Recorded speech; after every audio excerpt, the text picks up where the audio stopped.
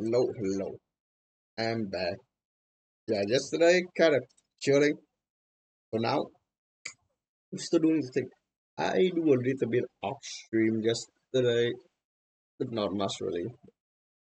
Like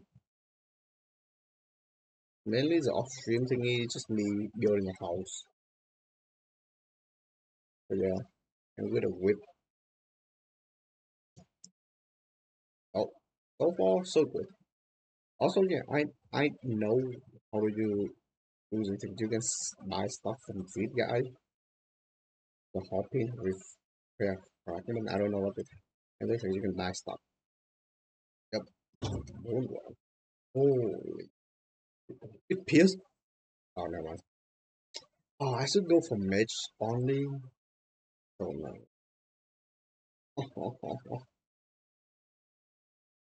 Yeah, but you can. I don't hear anything. I think the sound kind of broken. But yeah, you can buy lost soul from these guys, so you don't need to do anything anymore. I mean, you can still go capping. Nah, not 100% off stream. Just building stuff. I don't know, like what happened. Like, did the sound disappear? Did the game sound disappear? What the?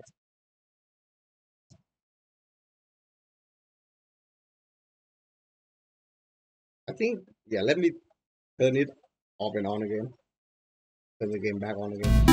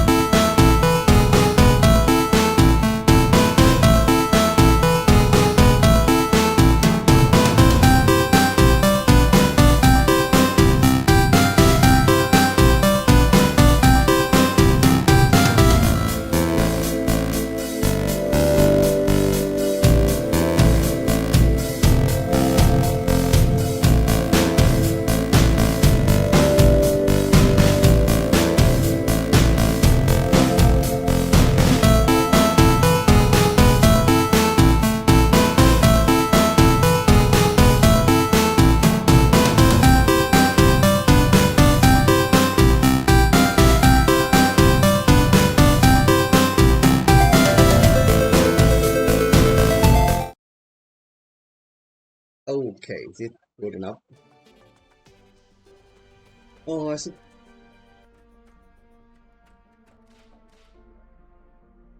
So far, it's not bad. Like I progressed quite far. Kills a chicken, kills a corpse bride, and kill her husband and something. Like yesterday, do a lot of bossing, but just randomly.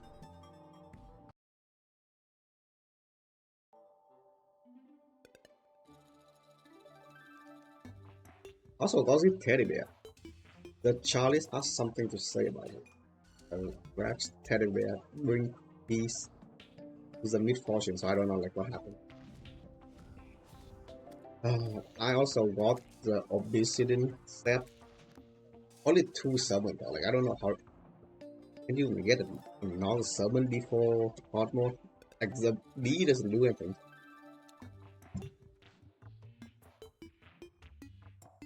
Seed of infection. I probably need to kill evil crest golems.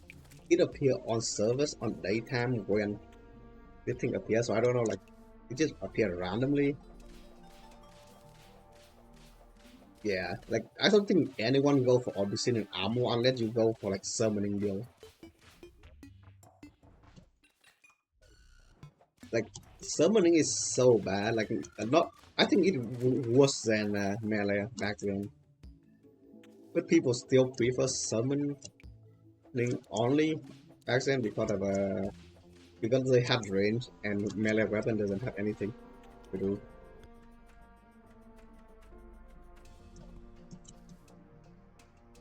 So far, no NPC moving up yet. Wait, I kill Eye Cthulhu already. Like, why is the alchemist NPC? Occupy suitable.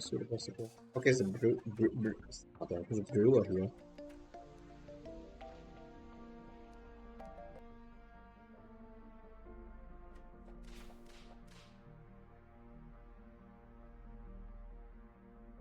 Two melee people. Yeah, I tried two melee do a lot of damage, but it also really annoying. You got to kind of stand close to the boss and you take way more damage than you can deal. Yeah.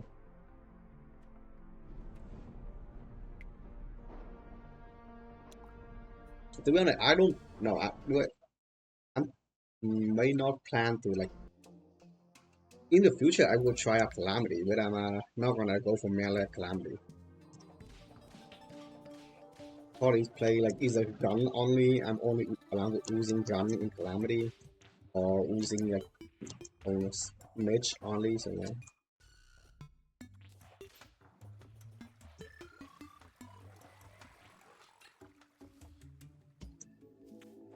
That's kind of one thing I do enjoy about calamities. They add a lot of stuff for like a lot of different class. Oh yeah, they rogue class like the class that revolve around throwing item in calamity. Maybe I should try that out, but in the future, of course.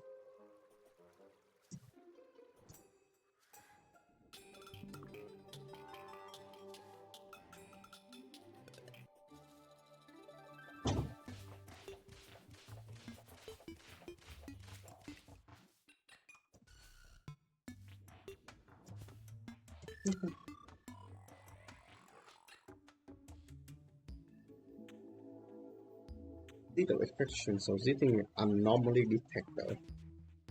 Normal, do I grab it? Okay. So I need obsidian, meteorite, and silver. Okay, where I use a meteorite? I don't even know the meteorite for. Yes, okay. Hmm. Oh, it's so nice. I kind of like it because they're adding a whip. The whip basically like a melee weapon for summoning. But it also increase the damage of just summon. Right? Kind of nice.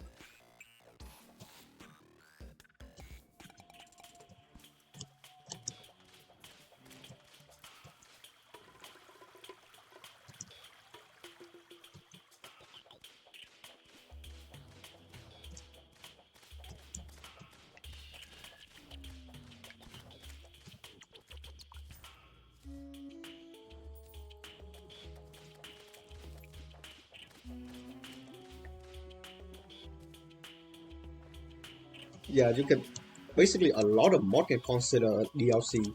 Like Calamity, he consider basically a different game to be honest. Like a huge add-on to Terraria instead of like actually a DLC. Like it's massive. Not to mention there are Inferno or Calamity too. So yeah.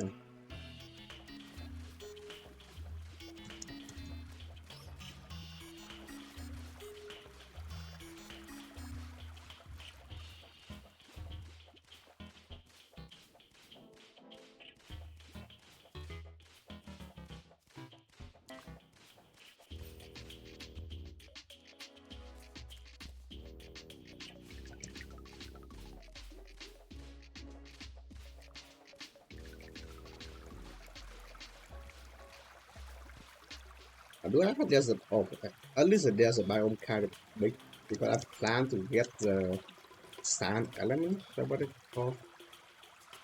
That what like the bot cost sand element or something. Yeah, sand element for the core that increase the sudden damage, sudden stuff, which is really nice. That I because I never know the sand element actually increases stuff.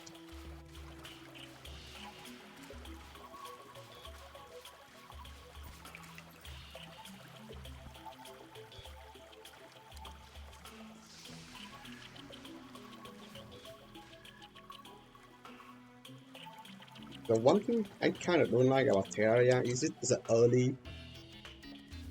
early game is so hard to like progress.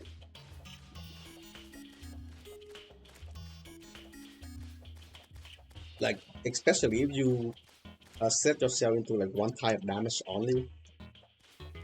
Like if you play admit, if you want to play a mage only playthrough for Terraria, you have to go mining. You hope and you find some like some gem. Summon is probably like one of the worst part for early early weapon only type game, because like how do you get summon item? Like you cannot craft any summon wood item unless you have mod on it.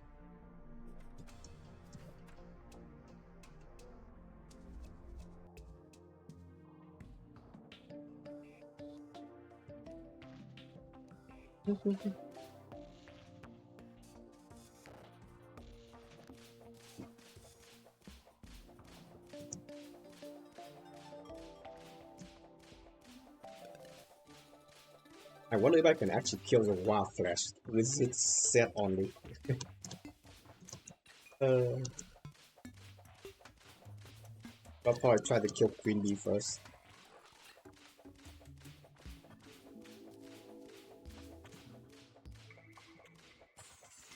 Like some of the, it mod add a lot of the boss before, a lot of boss again, but usually I don't focus that much. Especially on this type boss, the blue label thingy says the naturally spawn on surface, but I don't like see any surface. You know what the hell? Actually, don't see any surface. Not on surface biome. Yeah, I'm gonna watch something on this side.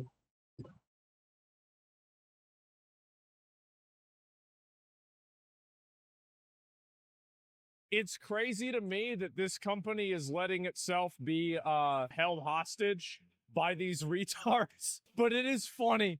It really is. I think it's fucking hilarious. I guess we can just get right into it, right? Because this has been a pretty popular topic with a lot of people.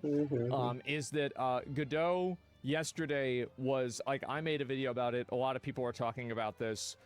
Effectively, the website, or this is a game engine, and it's been co-opted by, I guess what you'd call an activist. Yep. And they're using the engine and the platform for the engine as a platform to push their worldview, right? So this has alienated a lot of people, and in the process of people expressing their dislike about the fact that, like, they don't want to have, it's not even that people are like, you know, like bigoted or something. They just don't want to be preached to all the time, right? They don't want to have, I got a new pickaxe and I'm game engine telling them about LGBT stuff, right? It's pretty simple. People just don't like. No, I can't even if you go to McDonald's, you don't want to hear about lawnmowers, right? I mean, that's has nothing to do with it. So anyway, on Friday, the beer copy not bad. The main problem is that he got a statement about the topic, right? About what happened. Debuff or cold debuff, just slows you down. That's kind of annoying. That unexplicably, yeah, like the molten pickaxe can. Excuse me, Jesus, unexpectedly. I don't think you can. A wave of harassment directed at our staff and community. We unequivocally condemn this abuse. I don't. This is a big problem that I think a lot of companies have, is that a lot of companies think that they can control the narrative with something like this. But I'm sorry to say, but this isn't true. If you want to talk about abuse, all you really have to do here is look at their own moderators. Look at this. I'm not going to zoom in on it because a lot of you guys probably can see it from here. But guess what the auto find word is? This is the N word with the hard ER. Like this is it, right? And sand N-word, sand N-word, snow N-word, shit N-word. What is this? What are we doing here? And so this is the website that's condemning the harassment and abuse. They have somebody who's a moderator who's fucking saying this stuff. Yeah, sir. And by the way, this was a long time ago. This wasn't like, you know, this year. It was like in like years ago. But at the same time, don't go and act like you're above this stuff when you have people that have public logs of saying shit like this. It's not even a question. How is this person not fired? Well, this is the problem. I think the top dropped some a summon item, a lot of people have on the internet is that they consider being disagreed with as being abuse. Like, I'm being abused because people are telling me that I'm wrong. Well, that's not the way the world but works. it doesn't And you see show it. them, and it's a very upsetting reality check, okay? Don't type it. Yeah, you don't need to be typing that stuff at all. And where chat's comparing this to Concord, this isn't like Concord at Senshi all. weapons, yeah. I think he This also is drops just the one eye, like moron. the eye from And like that's it. Not seeing their your point of view. star. Exactly. The chest eye. What did they do that was wrong? Was that moderator a moderator for the Oh, fan we Discord? will fight it People later, believe honestly, he's we don't official. know. Here's the problem, is that so if you look at the official Godot server and the Godot Cafe, the so-called unofficial server, what you'll see here is that a lot of the subreddit, all of the moderators are back and forth. So the idea that for like, oh wow, this is a completely separate group of people is not true, and there's a massive overlap between them. So that means that the moderators of the official server, if nothing else, are complicit with this happening. Somebody on both the official Discords linked on the site. Yeah, exactly. It's a council of clowns. Yeah, and they're With the gold dots thingy, it making so big. I think like the entire software, what was the gold dot, like the open software basically like a tank. Like they just die now. Like people are just getting mad.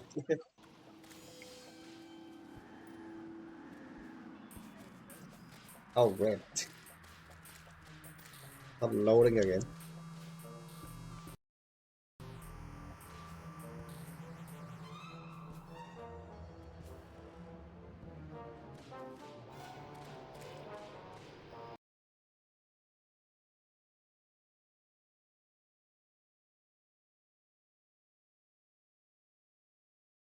No.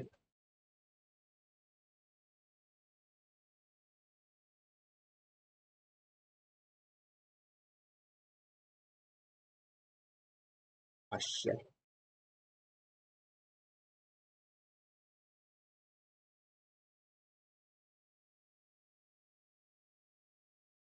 Dude, like it's I don't know. They focus on like doing random thing rather than making money. Is that like the main problem? I don't understand. Like Unity has this problem before. Like Unity do something bad in a lot of game dev and developer went to the different engine. Basically, like the Godot building this type of thing, and that's why it becomes so popular. And now they do the same things. Unity doing it.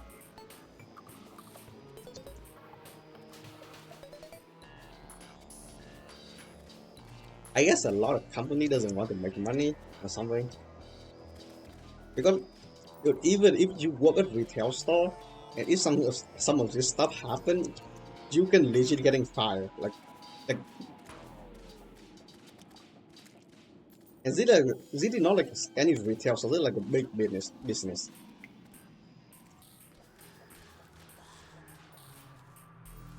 Is it like a high engine software where people are like using this?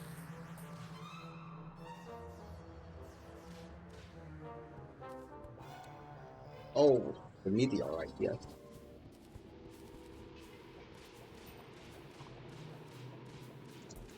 Oh, the meteorite hit the tree. This is actually the first time I see it.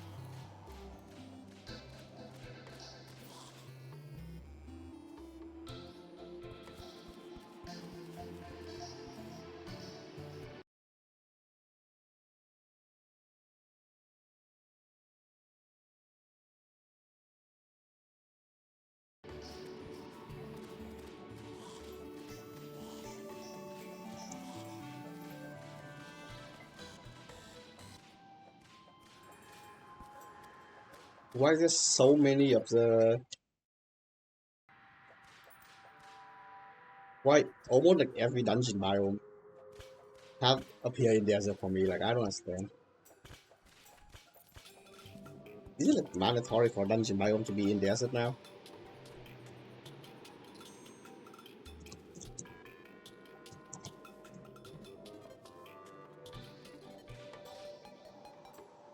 Mm-hmm.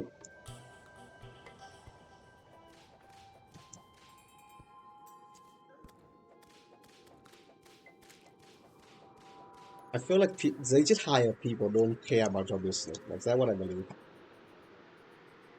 They just hire activists instead of like actual PR team to do like advertising and all this stuff, you know?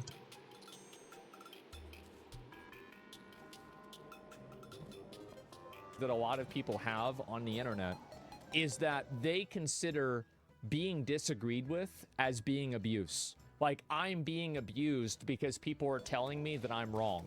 Mm-hmm. Well, that's not the way the world works. And you see them, and it's a very upsetting reality check, okay? Don't type it. Yeah, you don't need to be typing that stuff at all. And why our chat's comparing this to Concord, this isn't like Concord at all. This is just one moron. And that's it. Not seeing their point of view. Exactly. What did they do that was wrong? Was that moderator a moderator for the fan Discord and people believe he's official? Here's the problem. Like the community manager. So yeah. If you look at the official Godot server and the Godot Cafe, the so-called unofficial server, what you'll see here is that a lot of the subreddit, all of the moderators are back and forth. So the idea that for like, oh wow, this is a completely separate group of people is not true, and there's a massive overlap between them. So that means that the moderators of the official server, if nothing else, are complicit with what's happening. It's cut off too. Like, I remember like one of my dungeons cut off from it's a council of clowns. Yeah, and I have to break down 2 different circuses here. So yeah, well, it's Max sponsor. Yeah, isn't that pretty normal? It is, but it implies that their inclusion of these people, and also, has this person been removed? Nope. Have they been removed as a Discord moderator? It's pretty simple. Have they or not? Nope, it's not mentioned. Exactly. And so you have a person that's going, they at you on Twitter. Yeah, I saw that. Don't worry about it. I'll look at it. They remove other people that fight against the bad moderator. Exactly. He's been tolerated in the community for years. Well, to be fair, people didn't really know about that. But the issue is that, so this is, I think, the problem, and it's the hypocrisy that a lot of people see. And it's nauseating for a lot of people to see somebody who is, blatantly using the N-word with the hard ER regularly on a very regular basis, talk about how other people are being hateful and bigoted because they're not seeing their point of view, or they're not agreeing with what they're saying. This is what the issue is. The issue isn't the fact that he's even saying the N-word. The issue is the fact that he's doing it and then simultaneously sitting on a high horse and condemning everybody else who disagrees with him by, basically defaming them and saying that they're bigots. This is crazy. What the fuck are we doing here? And also, this is all, by the way, this has nothing to do with the business. It has nothing to do with what they're trying to do as a company. It has everything to do with people that are co-opting this business and co-opting this platform to turn it into a soapbox for their own agenda. And so I'll read the rest of this, right? And so unequivocally condemned the abuse. What the hell is it? The volume of negative engagement overwhelmed our moderation efforts. Good. God damn. Stop doing it then. You got free time now. Attempting to protect the Godot community, we mistakenly blocked individuals who were not participating in the harassment. What do you mean protecting the community? You mean protecting you're gonna have time off opinions with from being disagreed with? The Godot Foundation takes full responsibility for these moderation actions. If you believe that you were blocked in error and have not violated our code of conduct, please contact us with the form linked below. We are committed to swiftly rectifying these mistakes. Okay, this summon quite nice. We firmly stand by our mission to keep our community safe and free from hate, discrimination, and other toxic behaviors. So even in the apology explaining why this happened, they're high-roading and demonizing people who disagree with them. This is it. Yeah, everyone proceeds to contact. There you go. I don't understand. If these people are blocked on the unofficial Discord, how are they managing the official X and GitHub? This is a really great question. let's No listen to fight. this Oh, again. rip. I don't understand. If these people were blocked on the what unofficial the Discord, hell? how are they managing the official X and GitHub and ban them if they're not working for the main group? Great question. Amazing question. I think a lot of people are wondering the same thing. Android. And I think the It's reason no why, way. it's very obvious why. It's because it isn't a distinction. And There that's isn't a frozen difference. here for you. They're all thinking the same thing, If I and say they're I getting you have called some out for shelter it, to and they're stay getting at. mad. By the way, they did not fire that idiot. Exactly. And so that's the issue. It doesn't make sense. Of course, the same thing. That's why. And they're trying to imply that it's not the same people. Yeah, and it clearly is. So this is like community moderator Xanax. I'm not going to try to pronounce this. So this, by the way, is the N-word Andy. This is N-word Andy here. Loves using the N-word. I don't know if there's other posts recently of him saying other stuff, but that's the one. So this is the person who's been saying it on a regular basis. And also, by the way, he's doing a little double kill here, because the sand N-word is not just, you know, it's not like you're just discriminating against black people. It's also Arabs too, right? So you're getting a little double kill there. And so this is the person that they're defending, and they haven't removed. We strongly condemn the harmful language used by Xanax, moderator of the unofficial Discord server. We want to clarify that Xanax is not hired by, nor a spokesperson for the Godot Foundation. As an organization, we have our own official server, moderated together with new volunteers, vetted by our own team. What is well, it? Who is a spokesperson? That's the thing. Stuff. Is it the community manager that you hired that's blocking people? What is this? So yeah, maybe they're under contract with her and they could terminate. They must defend her. I don't know. I have no idea whether it's happening. Gaslighting the entire internet tends to work poorly. So yeah, this is exactly what's happened. Is that basically Godot had a community manager that co-opted the official company platform to push their agenda and to basically like start using it as a soapbox for them to speak about like their opinion on social issues. Wait, is this an upgrade version of Show back against it? That's actually quite nice. Right? This community manager blocked a ton of them, even people that had financially supported or were at the current time financially supporting the company. So this became a big enough issue that people looked into it, and they found out that obviously these are moderators, and you know, like these people were like using all kinds of like bad language and crazy. It's just like, you know, general like, you know, Discord moderator type stuff, right? And so it's been so problematic. The company has come out and they've had to make a statement about it.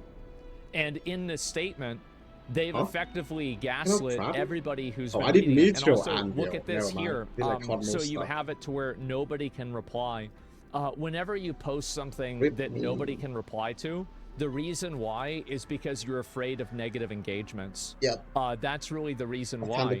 And so Godot disavowed the outed Discord moderator and even completely disavowed their own Discord server for years. I doubt this is going to fix much. Well, they didn't really disavow the person, because who owns the unofficial Discord?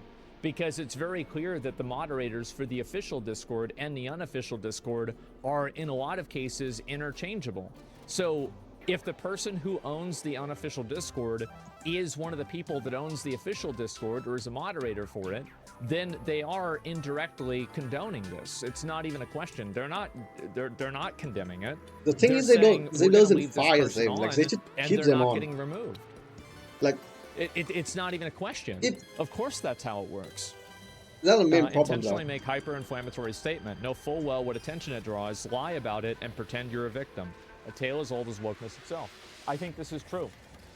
Yeah, you've intentionally tried to, you know, involve yourself with the social issue, and then when people disagree with you about the social issue, you label everybody who disagrees as a bigot or a racist. Yeah, that's just name calling instead of like. This guy was controversial a year ago. I was considering using Godot back then, but there's drama about this person. Hello?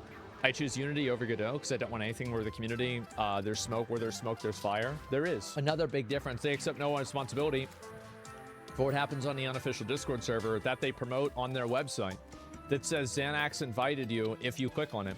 So here we go. Oh, there we go. User supported communities. So if you try to join the link that they have to the unofficial Discord on their website, you get an invite link from the person who was spamming the N-word. And this Yup. is all, I again, hate that's workplace not politics. really the problem. I'm The come here to problem work, is that not to all talk of this about is politics. happening Yeah. at the same time that they're high-roading people and telling them that they're the bigots. Also, What it the really, hell? I know. It's insane.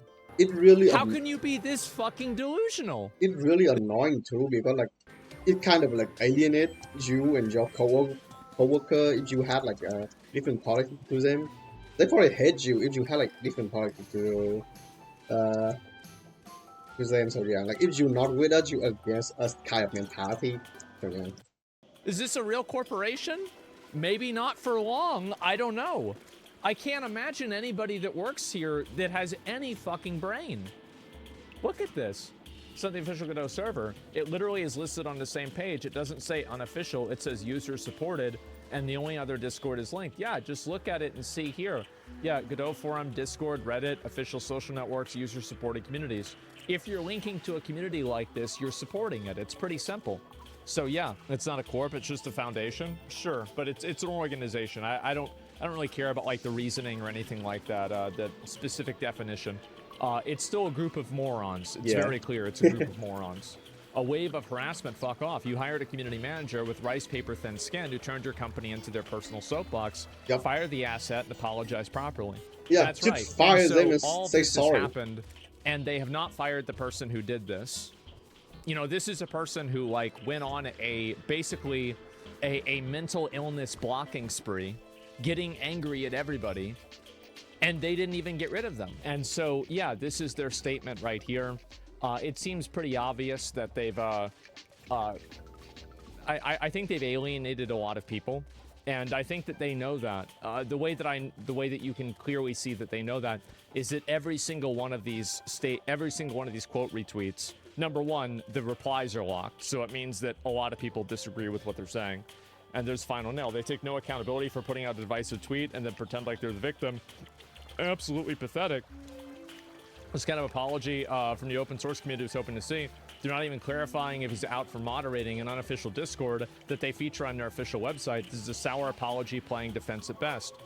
And so anyway, basically, they've effectively tried to gaslight the entire community into thinking that they were being harassed after they were being disagreed with. And this is the most important thing that a lot of you guys need to understand. Fire them and say sorry. Every single time that you hear the word harassment, especially used by these kinds of people, I want you to immediately assume that it's not true. You should immediately assume that it's not harassment. It's just people like that disagree with them a company, that are saying that they're wrong. You should basically tell people like, to keep your politics because out these of the people, because workplace. they're so ideologically driven, they view anybody who disagrees with them as a personal attack because they're so emotionally invested into how they feel. So that's it. You just hire like I don't people think it's true. They alienated anyone that matters give you headache on their and donations page. basically That's PR what nightmare. I don't think it's true that they alienated anyone that matters. Their donation page hasn't shown a significant decline in money. I wouldn't see a significant decline or anything like that. I think this is really what happens. I feel like in a lot of cases, one instance like this doesn't really mean that a company is going to like fall apart. And this is what happens, is that most companies can recover from like one fuck up like this. I'll give you an example. Like it's like the Helldivers 2 Discord thing. And like the Helldivers 2 Discord had a bunch of moderators in there that were like banning people for saying that furry art was stupid. Like I'm paraphrasing this and I'm just like kind of like saying it very quickly because it's not really the point. But like, please trust me, look it up if you want to learn more. It's fucking ridiculous. So the problem is that like you damage a... Come on, Aspen, whenever there are people who disagree, there's 100% people who also actually harass. No. Yeah, but the problem is that if you categorize the people that are disagreeing with you, you're not, like, whenever you're not drawing a distinction between people like that, and you're saying that some people don't think this is accurate, if you're talking about condemning abuse, you're intentionally mischaracterizing what's happening in a way to make yourself sound like the victim. That's what's happening. Of course you're going to be harassed. Like, that's what's going to happen with anything. But to categorize the entire controversy as harassment is completely untrue. And that's why people are mad. Of course it happens. Like, if you have 1,000 people that respond to something, one person's going to be an asshole. But when you categorize the entire group of people as those handful of people that are the assholes, then you're basically making them look bad for no reason. Like, basically, they say something that's controversial, and then they take the most negative response, and then they characterize everybody who disagrees as that most negative response. So it's like, look at this, we said this, and then this one person is like this really bad person, like and then they're like, well, they're all like this. Well, no, that's not true. That's not how it works. Everybody knows that. Basically, everybody is against this. People think that they're assholes. I don't think this is going to destroy like their, group or anything like that. But I think also you should really take into consideration that things like this damage a company or like a foundation, a group, whatever you want to call this. I'm not really sure what Godot is particularly. It damages their reputation in a very big way. And it does it's not like a binary thing. It's like when this happens and then something else happens in the future and then something else happens after that, people have less and less patience, you could say.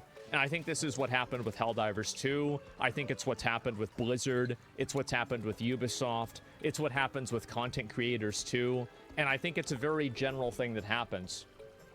The give a shit meter tops out. Yeah, exactly. And people finally get fed up with it. So yeah, it's a business. Yeah, it is a business in one way or another, right? You're level woke now, it won't get better. Yeah.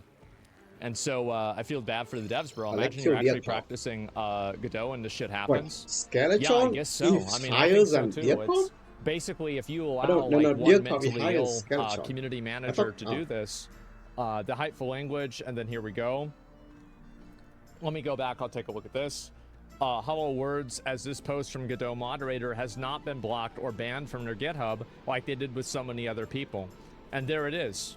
So these are always, and I think this is also like another really good example of what I've said many times, is that the people that are the biggest virtue signalers are actually the worst people.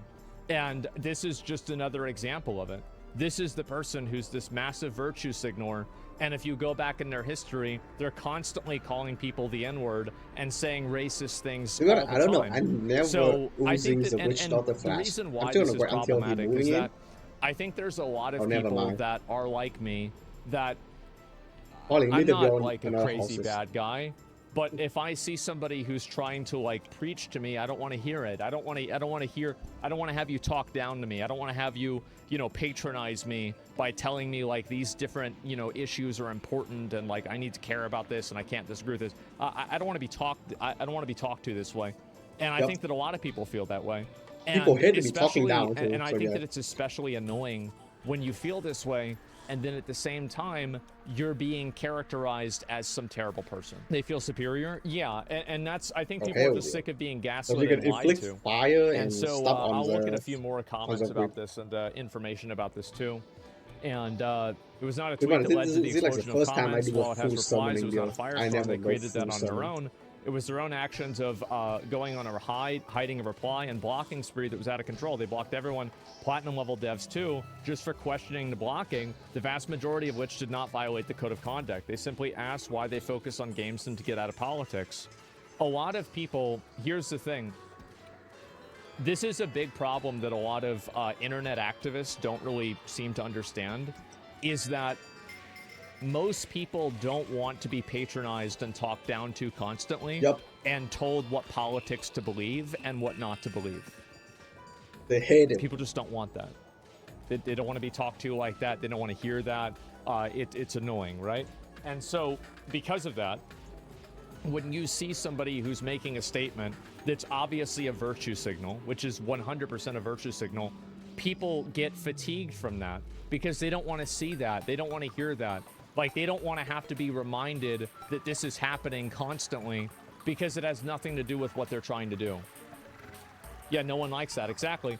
And so when you try to take every platform over and use those platforms as like your agenda, then yeah, you're going to alienate a lot of people. And so yeah, they've had to come out and make a statement about this. They have kept the moderator. They have not fired this person. And they've also, inside of the unofficial server that served apparently as the official server for years, they have done nothing Nah, to it's remove the trash. moderator that's had, Oh, you know, it's actually multiple really bad. They verifiable, take away one of my insane things that they've said. So there you go. And I think actually there was even a take video away one about of my this that I was summon. going to look No, at. no, no, no. Let me make sure that I get everything else here too. I only summon like one. Oh, here we go. Green You want the thingy real instead of story? two now. Godot Cafe was the official server until the new CM took over and asked for a new one. Key programmer mysteriously fired, very much looking like wrong country affiliation. I'm not sure about that at all. But yeah, this so you fire a actually guy confirms what the person in chat because just said a few he in the minutes wrong ago. party? Is What? that it was basically the official server until, you know, until recently, right? Least problematic Discord mod. Yep, there we go. They clarified the moderator used hateful language in violation of the Godot Code of Conduct as part of the unofficial Discord server. Doesn't represent them. Of course, absolutely. And Heidi isn't going to solve the problem. And this is always what people like this do, is they go into protected mode and they block everybody who disagrees with them. I think blocking people is pretty much fine, especially on your personal account. But if you're going into protected mode and you're not willing to listen to what people are saying, there's probably a reason for that. And it's because reality isn't what you want it to be. Yeah, back into my bubble. Three corruption biomes stack into one. And so, yeah, let's see here. Support his customers. He's not neutral. Redozio, you do not talk to your paying customers like this. If this was aimed at me, legal action at titanium. I have no idea. This is like somebody that responded to him, and then he obviously blocked this person. Big surprise. And then this is the guy that says that, you know, this is the N-word guy. In 2016, I made very stupid jokes involving the N-word. After being insulted that way in other communities, I directed those slurs at myself in derision. After realizing that was an insensitive thing to do, I didn't do it anymore after that. Yeah, like three corruption biomes stack into one biome. Like, right? I mean, it's pretty easy. Like, I mean, I don't know whether that's true or not. I have no problem with him making those comments and saying that. Like, if you want to use the N-word, that's fine. I don't care. Like, I'm not your fucking dad. But what I don't want to hear is I don't want to hear about how you're against, like, bigotry or racism. I don't want to be patronized by you. Like, you've effectively just lost your license to moralize to me. You've lost your license to tell me how to think. And I think that, again, a lot of average, everyday people are tired of being talked down to by people that characterize their personality through their mental disorders or drug addictions. I don't want to have this person tell me, like, how I should act, what I should think, what I should say, virtue signal to me, patronize me. Don't talk to me about how I need to live my life or what I need to believe. Ever. Stop it. People hate other people talking down to them to be patronizing and tell other people what to do and not. So, you know. Okay, do I have enough? Oh, I'm missing one fling. One foe. Damn it. Do I even have Demon Eye all? No, I don't. I have 5, so just enough. What I'm planning to do again? Oh shit, I forgot. Oh, you're crafting the Alchemist Charm?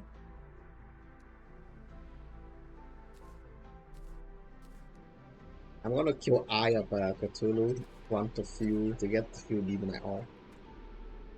But yeah, company get destroyed by outsider, by community manager. Tell us them. So apparently torrents have fallen off. In 2006, 70% of all internet traffic was torrenting. The primary way 70%? That's a lot. People to pirate songs, movies, and video games. Yet today, it's barely a percentage of the internet. Yeah, How people don't like so to popular pirate it anymore. How did it die out? I think that you also got to keep in mind that, like, he's measuring this by percentages, and there's more people on the internet in general, and so, you know, it's more annoying now to pirate stuff rather than to pay for the actual stuff. That's why people don't like it. In the late 90s, internet traffic was booming, as was internet speeds. Most users had left dial-up internet for broadband, moving from 50 kilobits per second to over 1 megabit per second, or... It was crazy. Dude, I remember my dad, he got, I think it was called like Earthlink or something. And it was like websites would just pop. Boop, there it is. Boop, there it is. There it is. I remember like, it's like I was driving a car at 200 miles an hour. 20 times the speed. This leap forward opened a world of possibilities. Celestial. It no longer took minutes to load an image or Yeah. download a song, but seconds. Traffic was booming. Yeah, like my but friend, like he would download I- the music like whenever Oh, we had mythical? dial-up. How does it even... He would download it whenever he would like in the morning before we went to school, and then we'd come back home from school, and we'd like watch Dragon Ball Z. It was like Frieza Saga at that time, and then I only we'd listen pirate to the music. like a cartoon anime and a game. Yeah. Like I'm talking like 98, 99, somewhere around there. there was a problem. People wanted to download songs Yeah. and movies, but Yep. couldn't. There was no Netflix or Disney Plus, and iTunes was barely getting off the ground. Yeah. These services allow us to access music, movies, games, and Yeah, everything else. It's so super easy now to and access legally. stuff rather than But to back pirate then, the stuff. before the So, spread of a lot of centralized people do servers this and anyway. systems, the internet was more like the Wild West. Companies didn't know how to service or monetize it. So They out still of this don't. void came peer-to-peer. Imagine you and thousands of others wanted to listen to a new song online, but Yeah. there was no easy way to do it. There was no website you could go to and just stream from it.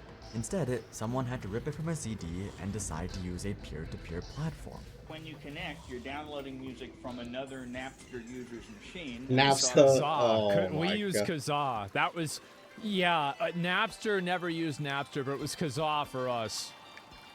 Napster, Yeah. LimeWire. Oh, Kazaa into LimeWire. Here, the user would seed the file for others on a platform like Napster. They aren't uploading the file. Instead, they're allowing you to download the song directly from their computer. Yeah.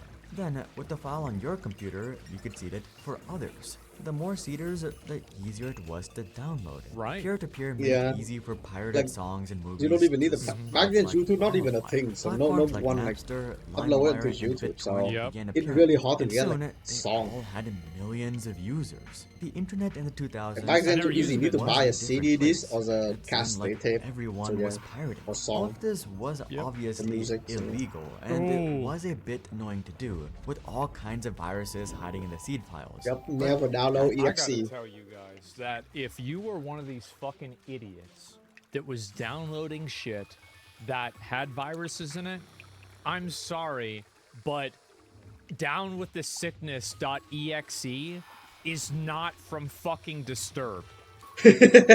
Stop it. Like, Avoid yeah, everything bring me to .exe. life.exe does the opposite for your computer. Holy fuck. Didn't stop people. It was easy enough for it to catch was on. so bad. Industries like film and music had never seen such Jeff did that. widespread My copyright PC. infringement, and it was only getting worse. Torrenting had taken off. Had to its size was restore state. unbelievable. By 2006, 70% of the internet was peer-to-peer file sharing. That's People nuts. no longer needed to buy CDs for songs. They could Yep. torrent them Yep. and then export them to an MP3 Oh, shit, player. man. Yep. Easy for users, but it was costing copyright holders everything. The Motion Sure Picture was. Association of America lost over $2.3 billion in potential revenue Ooh, thanks too to internet bad. piracy. Most I think this is always a misattribution. Because, like, there's a lot of albums that I had and I downloaded that I would have never paid for. There's some of them that I would have paid for, though. Like, you know, for sure in some cases, but not all It gives cases. sound sharing. It's I impossible to really know what the, never what watched the anything ratio with is. shower sounds in it. to Well, which I don't know. came from I peer-to-peer. think there Artists might saw their be a new songs few and things. albums leaked and downloaded. But who knows? And it wasn't just artists who did. The global entertainment industry as a whole had been changed forever, and Yup. copyright holders needed to take action. Yep, it's a lawsuit between LimeWire So and bad. This is, The yeah, first bro, instinct this was of media bad. companies was to chase down the platform owners. Mm-hmm. These were the big peer-to-peer platforms. I because remember it- the Pirate Bay, like them trying to find these guys. This was so entertaining to watch. the Pirate Bay so guy good. in like users wouldn't be able to pirate files. Well, At like, least they're not even in that's USA, what like, they fraud. thought. Yeah. One of the first peer-to-peer platforms was Napster, and it naturally became one of their first targets. Legal troubles over copyright infringement aren't slowing down Napster. What a surprise. The song-swapping company is now in the top 50 list of most visited sites on the web, according to Media Metrics. But Napster made one fatal mistake. While the company did not host any songs themselves, they used a centralized server to organize these pirated files. bonus And scatter. unfortunately for them, this gave law enforcement an easy target. Napster was sued for tens of millions by copyright holders, including A&M Records and even Metallica. I remember, Yet, yeah, people during were the mad at lawsuits, Metallica because of this. something unexpected happened. Yeah. These lawsuits had given Napster a lot of publicity. Even more people began signing up, rising to a peak of And also, like, so 80 socially, I million mean, I was a sub- kid then, right? So, like, I don't remember it very well. But what I remember is that the majority of people were on the side of the torrenters because it wasn't just Napster that was getting sued. It was like random moms that their kid downloaded a song and then like she's being sued for like, you know, $250,000. And like those stories were like really popular on like the news media back then. And it actually turned a lot of people against the record labels and against the artists that were trying to push the copyright stuff.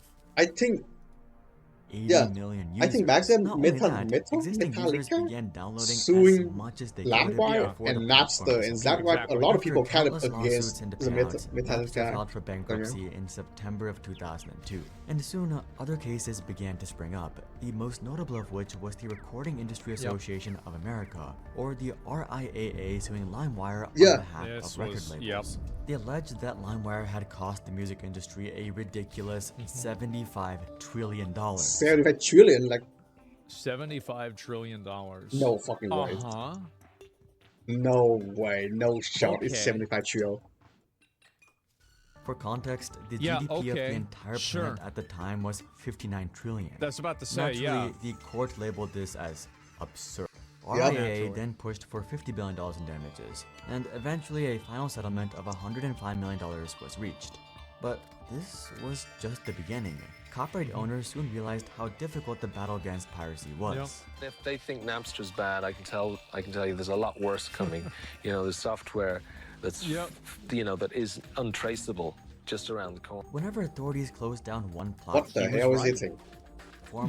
three more appeared. Users simply migrated to the new platforms and continued their illegal downloads elsewhere. Not only that, future platforms became decentralized. Well, it's also that people realized that the way shit, Eagle that Press. people got sued was that they got sued for seeding and not for downloading. Because the way that, like, so for example, like the copyright infringement, a lot of the people that got lawsuits against them were the ones that were distributing the files and not the ones that were downloading it.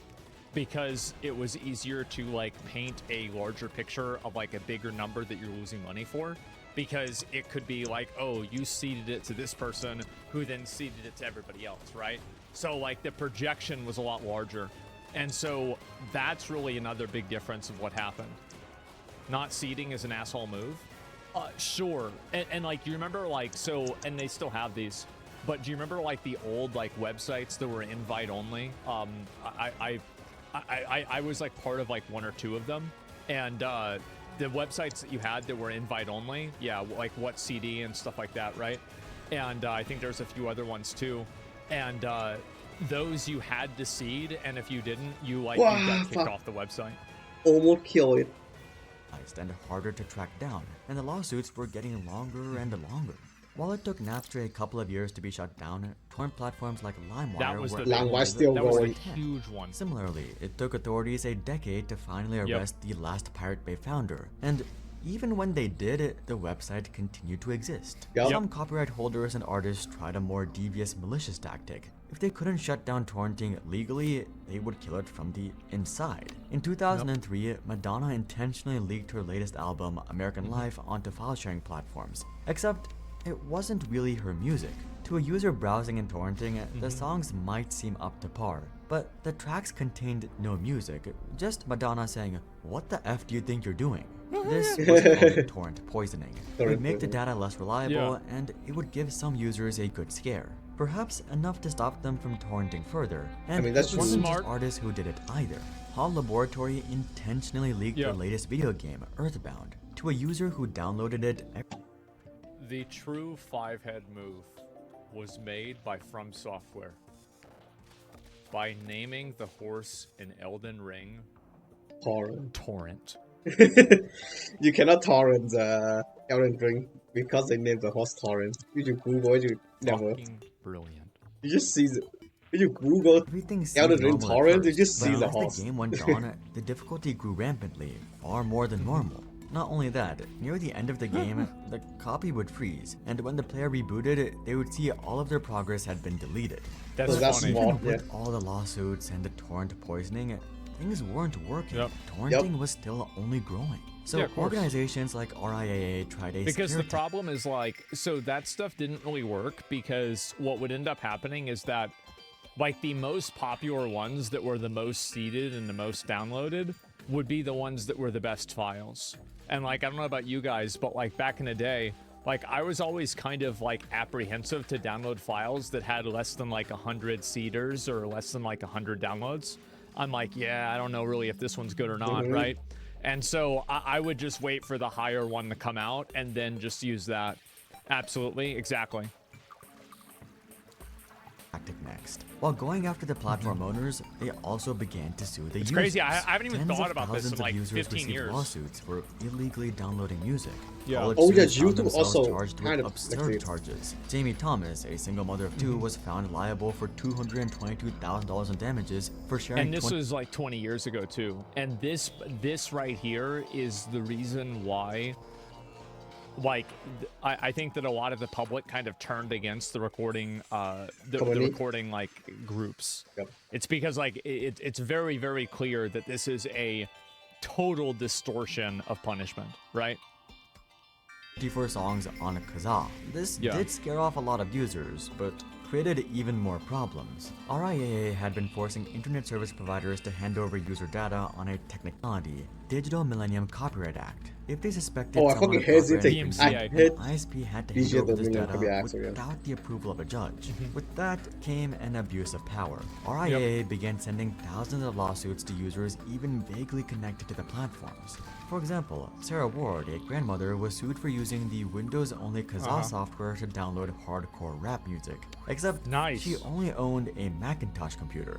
Eventually, all of that did change. In 2003, a judge ruled that the Digital Millennium Copyright Act gave RIAA no right to request user data from ISPs. It got nerfed. RIAA was unlawfully casting wide nets to catch users. Moving forward, RIAA would need to conduct its efforts under the supervision of a judge. This brought their crusade against users to a halt. Yeah. So copyright holders tried Yeah, yet and another again, like, there's a lot of pretense that, I mean, I don't know, this guy seems like he's probably a bit younger than me, but, like, a lot of us that are, like, you know, mid-30s, like, we remember this, right? About how, like, publicly there was, like, a huge push backlash, for this yeah. to go away. Yeah. Huge push for this to go away. tactic. Authorities instead decided to follow the money. Chasing every platform wasn't working. Instead, they wanted to prevent any more from appearing by Download a starving car? them. Absolutely. Torrent platforms made money through displaying advertising. If authorities could stop their revenue, they would stop the incentive behind the websites. Right. They created a infringing website list and began pressuring search engines like Google to block customers from accessing these platforms. Partly, this was to decrease traffic, but more importantly, to decrease ad revenue. Google, Microsoft, Yahoo, AOL, and many other companies all promised to help reduce the flow of ad revenue to piracy Oh my god, how sites. was that? This certainly hurt Thing so torrenting long. and moved it away from the mainstream. But Yeah, this happened a lot. It's like you weren't able to search for Pirate Bay on Google. Yep. wasn't enough to kill it. There were still millions of people torrenting files and finding a Yup. way to keep piracy platforms popular. Ironically, the solution was something completely unintentional, one that no one initially saw coming. In the early 2000s, Amazon. e-commerce was still in its infancy. iTunes launched in 2001, sometime after the launch of platforms like Napster. And it took some time before it saw mainstream adoption. There weren't a lot of legal and affordable alternatives to piracy. Companies were still figuring out how to distribute online, so torrenting was just the easiest way for many to consume media. But that all changed. In 2007, And also, like, it was really expensive. Like having to spend money in order to download music, or sorry, to buy an album was like a lot. Like I remember we bought, like you know, if I think of like how much money did I spend on like an album from like Coheed and Cambria or like AFI or Foo Fighters or like Tool, it was like what, like $12 to $18 somewhere around there, right? That was a lot of money back then. The battle between pirates and law enforcement came the real killer, Netflix. You could watch anything you wanted for just $9 per month. And that's Isn't it crazy how Gavin was right? Yep. Because you can clearly see what the difference here is, right? Netflix would explode in popularity. In 2 short years, they had surpassed 11 million subscribers, which doubled 2 years after that. This is what really killed torrenting. Convenience. The logic is simple. If the legal method is easier and reasonably priced, almost everyone will use the legal service. A small percentage will continue. That's exactly what I think happened. Like, how many of you guys are dudes that used to use LimeWire, but now you use Spotify? I can't be the only one, right? Yeah. Yeah. It's just a better service. Not me, I pirate still. Sure, there's some people that still do. But for me, I feel like the service is so good. And also, like, almost all the music that I want is on LimeWire. Because there were a lot of problems that, like, pirating had. Like, for example, you would download music and it wouldn't be mixed properly. Sometimes you would get a different file type than what you wanted. The names of the songs wouldn't be done properly, so you had to, like, redo it and, like, go into, like, the file and, like, rename everything. I'm not even talking about Trojan horses, right? I'm not talking about any viruses or anything like that. I'm just saying about, like, sometimes they're, like, they're in a music file type that you didn't want to see. There were just, like, other problems. Like, movies were recorded from, like, a movie theater, so the quality was really bad. Like, quality being bad was a huge one, right? Need to pirate content to have it for free. But convenience is what drives not just most of our purchases, but our entire behavior. And I think also another component for this is that as more casual internet users entered the market, casual internet users, it's like, have you ever had somebody, like, for those of y'all that played WoW, have you ever had somebody that didn't want to download add-ons because it was like a third-party website and, like, they didn't want to download stuff onto their computer? You had somebody, right? And so, like, imagine how, and like, that's how people felt about torrenting. That's how they felt about pirating. And how many of you were the person or knew the person who was the person that got all of the new movies and stuff like that from a torrent website? Like, there was, like, that guy. Like, just tell you, it wasn't me, actually. For movies, it was Zach's dad. And he knew somebody that would, like, bro, a movie would come out, and it was like, you know, I'm trying to think, like, Children of Men. And, like, 2 days after it comes out in movie theaters, like, we're watching it over at Zach's grandma's house, and, like, the quality is impeccable. He was, like, bro, like, he knew the guy. Bro, 3 hours top, yeah, it was nuts. It's easier to watch shows and movies legally through Netflix than to torrent. Not only that, with the release of more subscription platforms like Spotify, users had little reason to use piracy. Thus began the sharp decline of torrenting. Yup. It's easier to access illegal stuff now rather than just pirating. Torrenting gradually fell out of favor. By 2011, peer-to-peer had fallen to under 19% of internet traffic in North America. By 2013, that traffic was down. And also, some people were afraid of getting in trouble too. Like, it absolutely was a component that people were afraid of getting in trouble. 7.39%. It was on a gradual decline, and with it came the rise of web traffic. In 2015, all of peer-to-peer was estimated to be just 3% of internet traffic. For a comparison, that was about the size of Hulu, which wasn't even the biggest streaming site. This created a snowball effect. There were less people on these platforms, so less people to see files. Not only was there less traffic, but it was getting harder and harder to torrent altogether. With less traffic, also, like, it becomes harder, like, with games now, because games are always online, and they have different types of, like, authentication. So it's harder now to download a game than it was. Like, it was much easier to download. Like, I remember I used to burn copies and sell them of, you know, old Command & Conquer games. I do this in middle school. And nowadays, it's not that easy. Yeah, it's not that easy, man. Well, it's easy. Well, it's not. A lot of games had like impact too. In stuff that 2017, taught Pirates people threatened from to release pirating now. Orange is the New So, Black yeah. on Insanely BitTorrent haunted before pirate it was stuff. officially released. But despite leaking the show, there was almost zero impact on the official performance. By this point, the users who torrented the show probably weren't going to subscribe to Netflix either way. That's also another big component, is like, this is a problem, is that I think that people consumed a lot more entertainment and they consumed a lot more types of music when they could torrent, because there was no, like, you know, you go to the store, you go to Walmart, right? You go to Best Buy, you're buying a CD. Okay, well, this is like $15. But like, if you can just download it for free, if it's bad, it doesn't matter. You just stop listening to it, right? Today, torrenting has almost disappeared. It still exists, but as a tiny part on the fringe of the internet. Torrenting is simply too inconvenient for most people. Piracy does still exist today, but it's not peer-to-peer. It's well, here's the other issue too, right?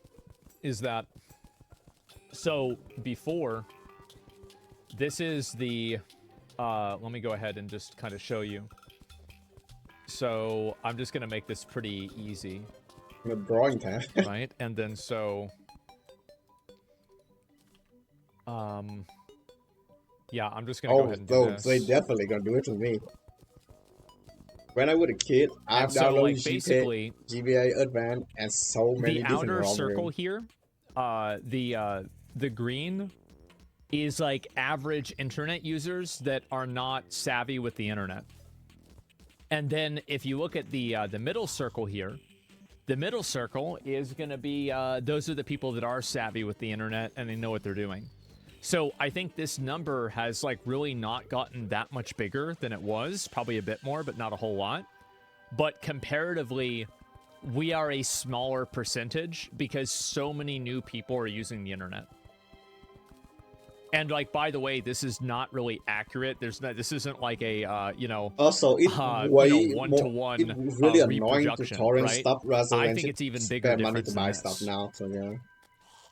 My big thing is I couldn't find the genre of music I liked back then. Yeah, and that's also another big problem, is that it was, again, a service issue. Like, for me, I really, really, really love electronic music. Like, I was listening to, like, I remember Elements of Life from Tiesto came out, and I listened to it in middle school, and I was like, this is the greatest music I've ever heard, right? I love techno. I love that stuff, and I was like, growing up, I was like, oh, yeah, I want to go to raves when I get older and, like, do all this stuff. And so I was really, really into this. And then, like, I started listening to, like, Armin van Buuren's State of Trance, and, like, I got really into, like, the whole scene for it, right? Especially, like, the, like, mid-2000s, like, electronic music. And you guys know that, like trance and, like, really, like, they changed the name, right? It's basically EDM now. And, like, that didn't really get popular in the US until, like, I'd say 2007 to 2009. And, like, then you saw, like, a lot of, you know, European artists like Tiesto, Calvin Harris, David Guetta. And, like, these are people that were known in the scene, but they weren't, like, you know, Americanized. Then they got really, really big, right? But before then, there was, like, no place that you could really buy that shit. Yeah, like, that was it. Like, you'd have to download it. Infected Mushroom? Yeah, they were really old, like, absolutely. I was never really a big fan of them, but, like, I respect it, right? Sure. And Martin Garrix? Martin, yeah, I feel like Martin, isn't Martin Garrix now? Isn't he, like, 25? So, like he was a really young guy, I'm pretty sure, whenever he first started. So, like, yeah, he's got to be recent because he's a really young guy. And so, yeah, I'm thinking of, like, to it. Legal streaming, where users can watch content without downloading anything, albeit while getting bombarded with advertisements and viruses. Yeah. With the dozens of streaming services out and prices constantly being hiked, illegal streaming is catching steam. Yeah. By 2016, illegal streaming claimed 73% of internet piracy, but the same cannot be said about torrenting. Times have changed. Those who grew up around BitTorrent and Napster are much older. It's because people are reluctant to have things downloaded onto their PC. Straight up. They just don't want to go on a website that they have to put something on their PC because people are more technologically conscious and they're afraid of it. Straight up. They're just afraid to download It's some scary wrong now. thing. Yeah, so, exactly. Like, I wouldn't do it. I'll tell you that. I definitely wouldn't do it. Like right now, I just download things from like Steam. I don't even less download likely to anything pirate. else. In the meantime, younger generations grew up in a totally different world with Netflix, Spotify, and all kinds of convenient Like and too legal much stuff that methods. can Like, I'll give you an example for me recently.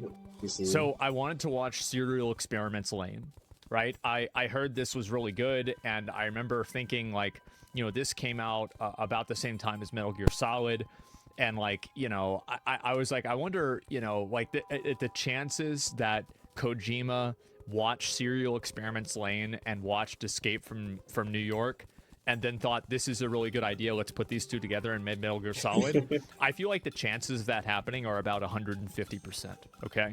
So I wanted to watch the show, but I couldn't find it on Netflix or on Crunchyroll at the time. So I ended up watching it on YouTube, right?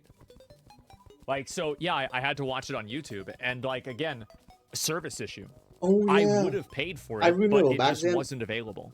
There's a massive stuff on YouTube that you can upload No desire the or entire need to use movie torrenting, on or YouTube. rather, without knowing it even existed in the first place.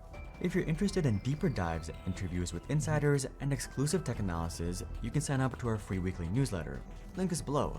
But until then, I'm Hari, and I'll see you guys on the next one. Yeah, I pretty much agree. Like, I feel like as a guy that was like, I was always really like on the edge of this kind of stuff, so I have like a lot to say about this, a lot to add about this, because I saw, like, at the very beginning, I knew other people that were doing the movie stuff, etc. And like, this to me is like a pretty popular topic, pretty interesting topic.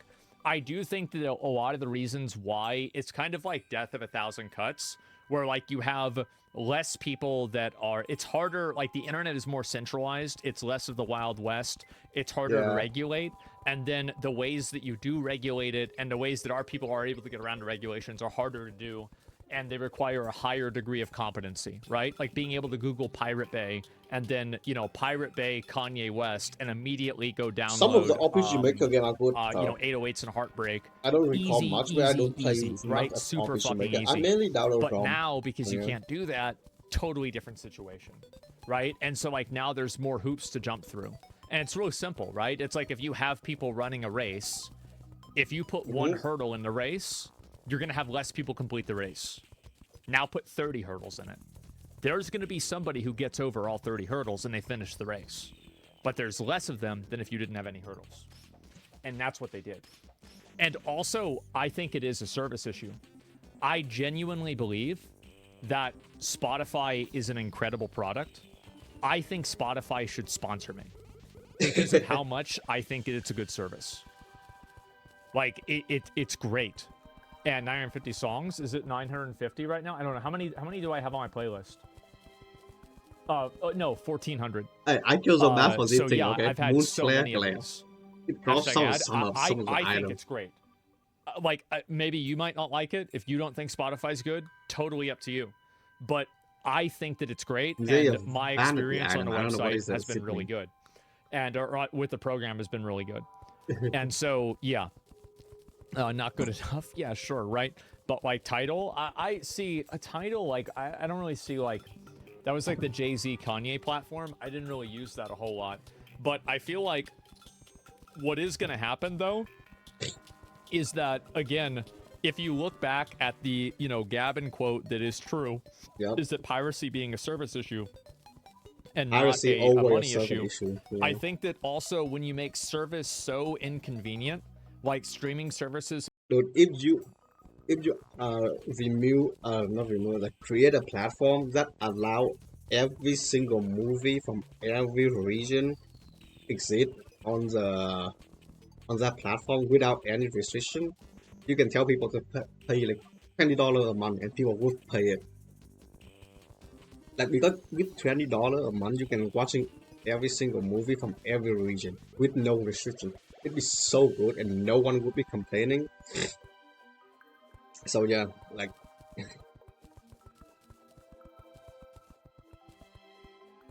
the main problem with Netflix now it got region lock. Sometimes you cannot even watching some movie from a different region. So yeah, if Netflix removes the region lock, they're definitely gonna bring a lot of stuff on. I don't. So yeah, that's just my 2 cents. I think I don't even watching Netflix anymore. Like I don't even watching movie anymore. Like so long. I think I stopped watching movies since 2020. Yeah, legit like no movie I watch.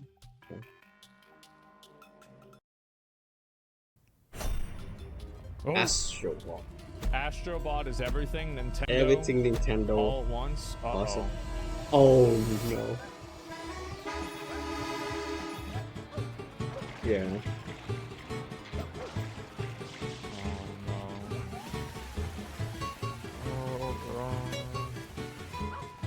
Oh shit. But what does it do? Guys, Oh. Uh-oh. Nintendo gonna suing Sony as implying it. No. Come on. A lawsuit detected. Uh-oh. Kirby? Wait. Guys. Oh They no. invented spinning blocks? Listen, it's crazy how Nintendo is. Oh, wow. Look at that. Oh guys. no. This is pretty close. It's Jover. Somebody private this video. Don't send this to Nintendo. This is bad. Feels like a stretch. That's what I felt at the beginning. Look at this. No. Selecting bro, war. solar system. Look at that. This is just like Nintendo. Look at that. That's Mario with the saw blades swimming around. Yep. Exact same thing. Bro.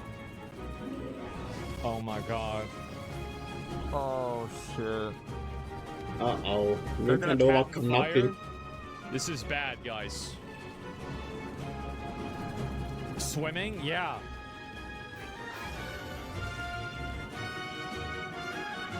Exact same thing. Look at that.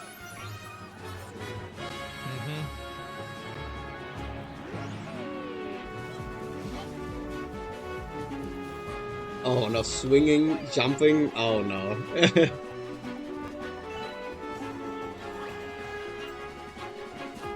I think it might be over for Sony. Skiing. Patent pressing? Yeah. Nintendo invented gaming. I think that's what the patent says. Look at this. Oh. Oh yeah, come sand on. monsters, Same sand bosses. Look at this. Man. They patented giant robots? Yeah. Obviously. Exact same thing, guys. What? This is 3DS World? Or 3D World? Oh, wow. Wow, look at this. Ooh. There it is. Uh-oh.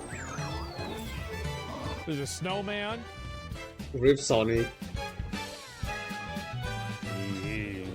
Man. Ooh. Oh, Legend of Zelda. Oh, Look at that. Even oh. Legend of Zelda. Oh, that Oh my god. I haven't thought about that game in 20 years. Look at this. Breath of the Wild.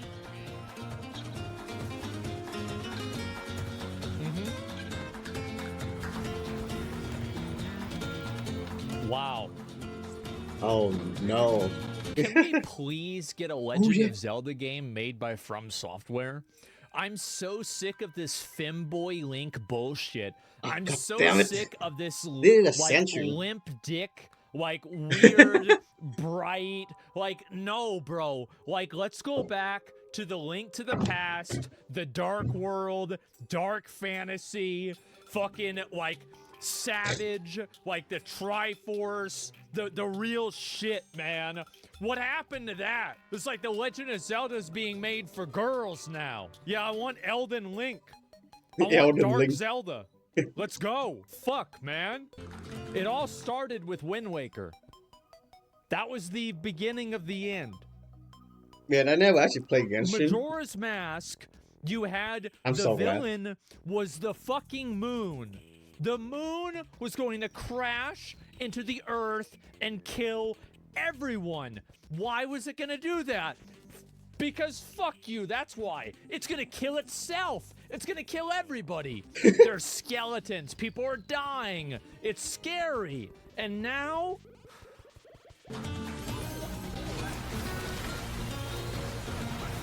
Look at this.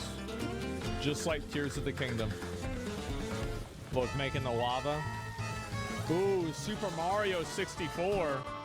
Oh man. No. They're going all the way back into the 90s. Look at this. Oh, wow. Yep. Oh. Oh. This. Oh my god. Shameless. Absolutely shameless, Sony. This is disgusting. And then he's gonna go to the star. Yeah, and it takes you up to the star. This is disgusting. This video will be a catalyst of Nintendo suing No! What? This... I need to wait until 9 kills so I can kill. You gotta admit. Why is it throwing the boss? It's... No! No! What? Okay, this is kind of like, yeah. This...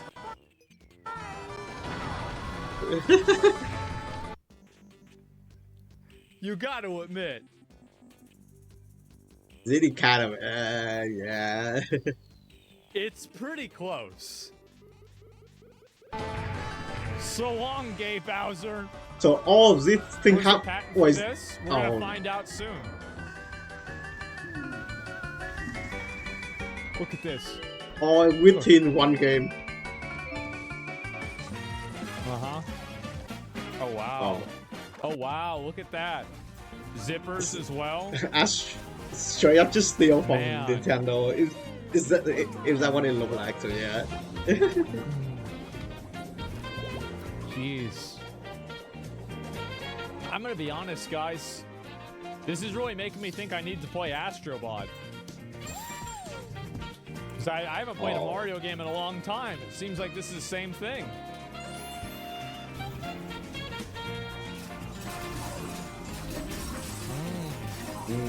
Look at that. Oh, I thought it was going to show Yoshi's Island. It's even the same colors of the balls. Did you play Odyssey? Only a little bit. Just a little bit. Blunderjaw. Oh my god, it Bro. most of them are Are satiric you as kidding? Dude. no. This is bad. Nintendo invented Italians? No, it invented Italy. 150 years ago when they made Nintendo. Oh. Yep. Man.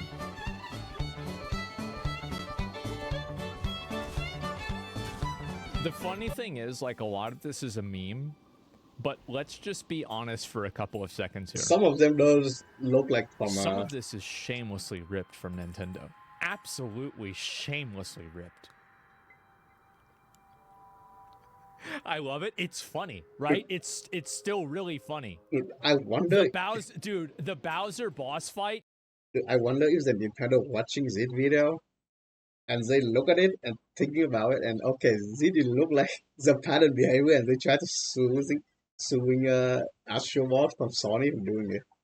Like, I'm not surprised. Like Nintendo does it before, and I definitely kind of believes they might do it, but yeah. Took it over the edge for me. Yeah. This is insane. They had some oh, wait a minute, guys. They were inspired. Inspired by Nintendo. Oh. By the way, Yellow Yoshi used to never do that. Each of the different Yoshis had different abilities they could do. They're suing Fire Power Yoshi could do now because of fireballs, the Blue patent Yoshi behavior, could not fly, copyright, mind you, Yellow not Yoshi copyright, could it's do more patent damage with his infringement. ground slam, and Nintendo forgot their roots. And So the power thingy, that means it doesn't copyright strike the chapter, but the gameplay for power. So I mean, if the Nintendo wins, you never catching some monster with like a small ball anymore. Like, good luck with that. and they forgot the different reasons why different Yoshis can do different things. And this is very fucking upsetting for me because I played Super Mario World all the time. See, I remember fucking everything. Okay, and that's how it used to be. And they had Yoshi's Story, and then they expanded the lore on the Yoshis, and then there was an additional Yoshi lore about Yoshi Island and Super Mario RPG, and that was like a whole different thing. And then Yoshi's Island showed the different Yoshi. It's disgusting. They don't even care. This is nuts. They woke Yoshi up? You think so? Yep. Oh, wow. Look at that. Oh, it's a gacha machine. It's a gacha game. Nintendo wouldn't know Wow. for gacha game. Dang. Yeah, from Smash Brothers. I forgot all about that. Look at that. Oh, One wait, is for it a one. Nintendo Oh, game? yeah. Look at that, guys. Oh, is it Pikmin? Oh, no. Yeah. They invented slots now? They did. Look at that potato. Oh, wow. A volcano the exact same way. Oh, look, this is going to be Luigi's Mansion. Yep, there it is. See that, guys? The same exact thing. Astrobot right here. Use the boost to get through.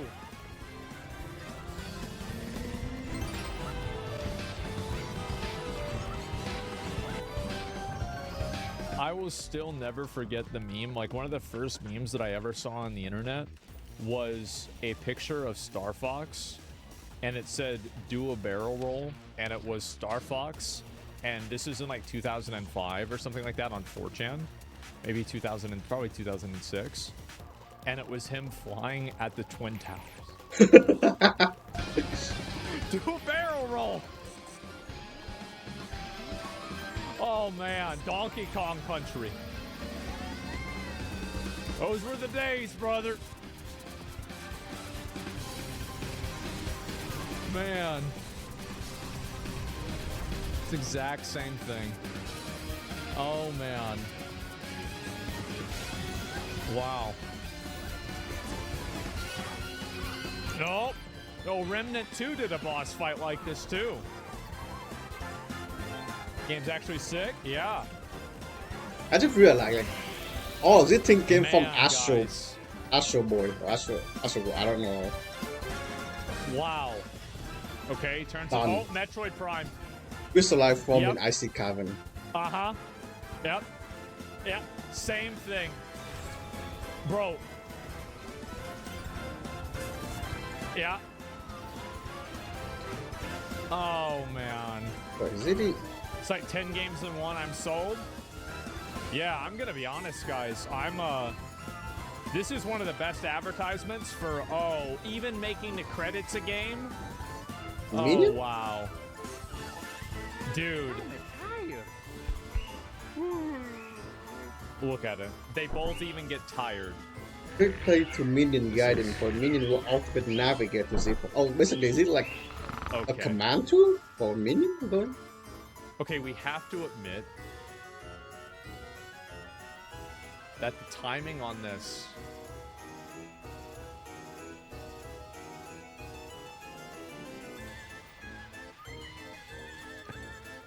Maybe. you have to Look at this. Sit down basically the same time. Oh no. This is that's crazy. That's crazy. Wow. Shamelessness.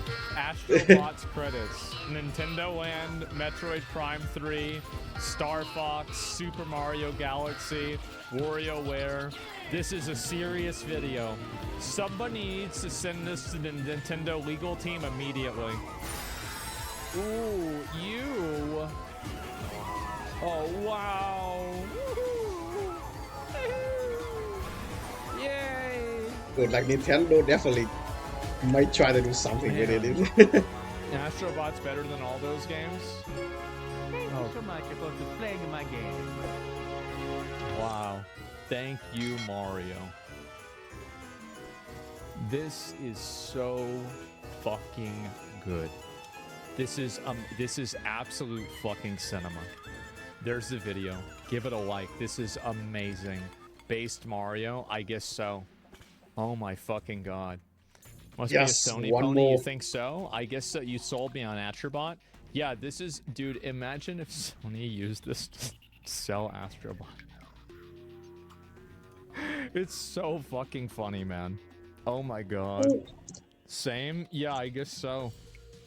W Astrobot, I guess. Nintendo Playing on gonna- stream for sure. I do want to play Astrobot. I haven't had a chance to do it. I've been playing other games, but I think I'm gonna play Astrobot kind of Chippy soon. count, yep. It's no wonder I it's used so to watch fun. him. I haven't They watched put him the for so good long parts now, and then yeah. put their spin on it. I don't even like. Speaking of spins, the Bowser thing. Where's the Bowser thing?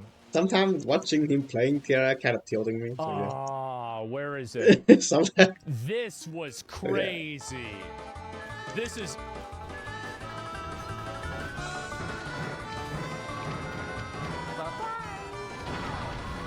Oh. Bye-bye. Yeah, that definitely like browser killing move, yeah. Unbelievable. They 100% take it. Unbelievable, man. Holy shit. The same shit. It's not even close. Like, it's just the exact same. I'll be right back. And let's say that Nintendo definitely gonna watching this video and say, okay, we're gonna see what we're gonna get from this video. Who knows? In the Nintendo suing Power before, so now I chance he might gonna suing. I chance they maybe suing Sony. Two big companies suing each other. So yeah.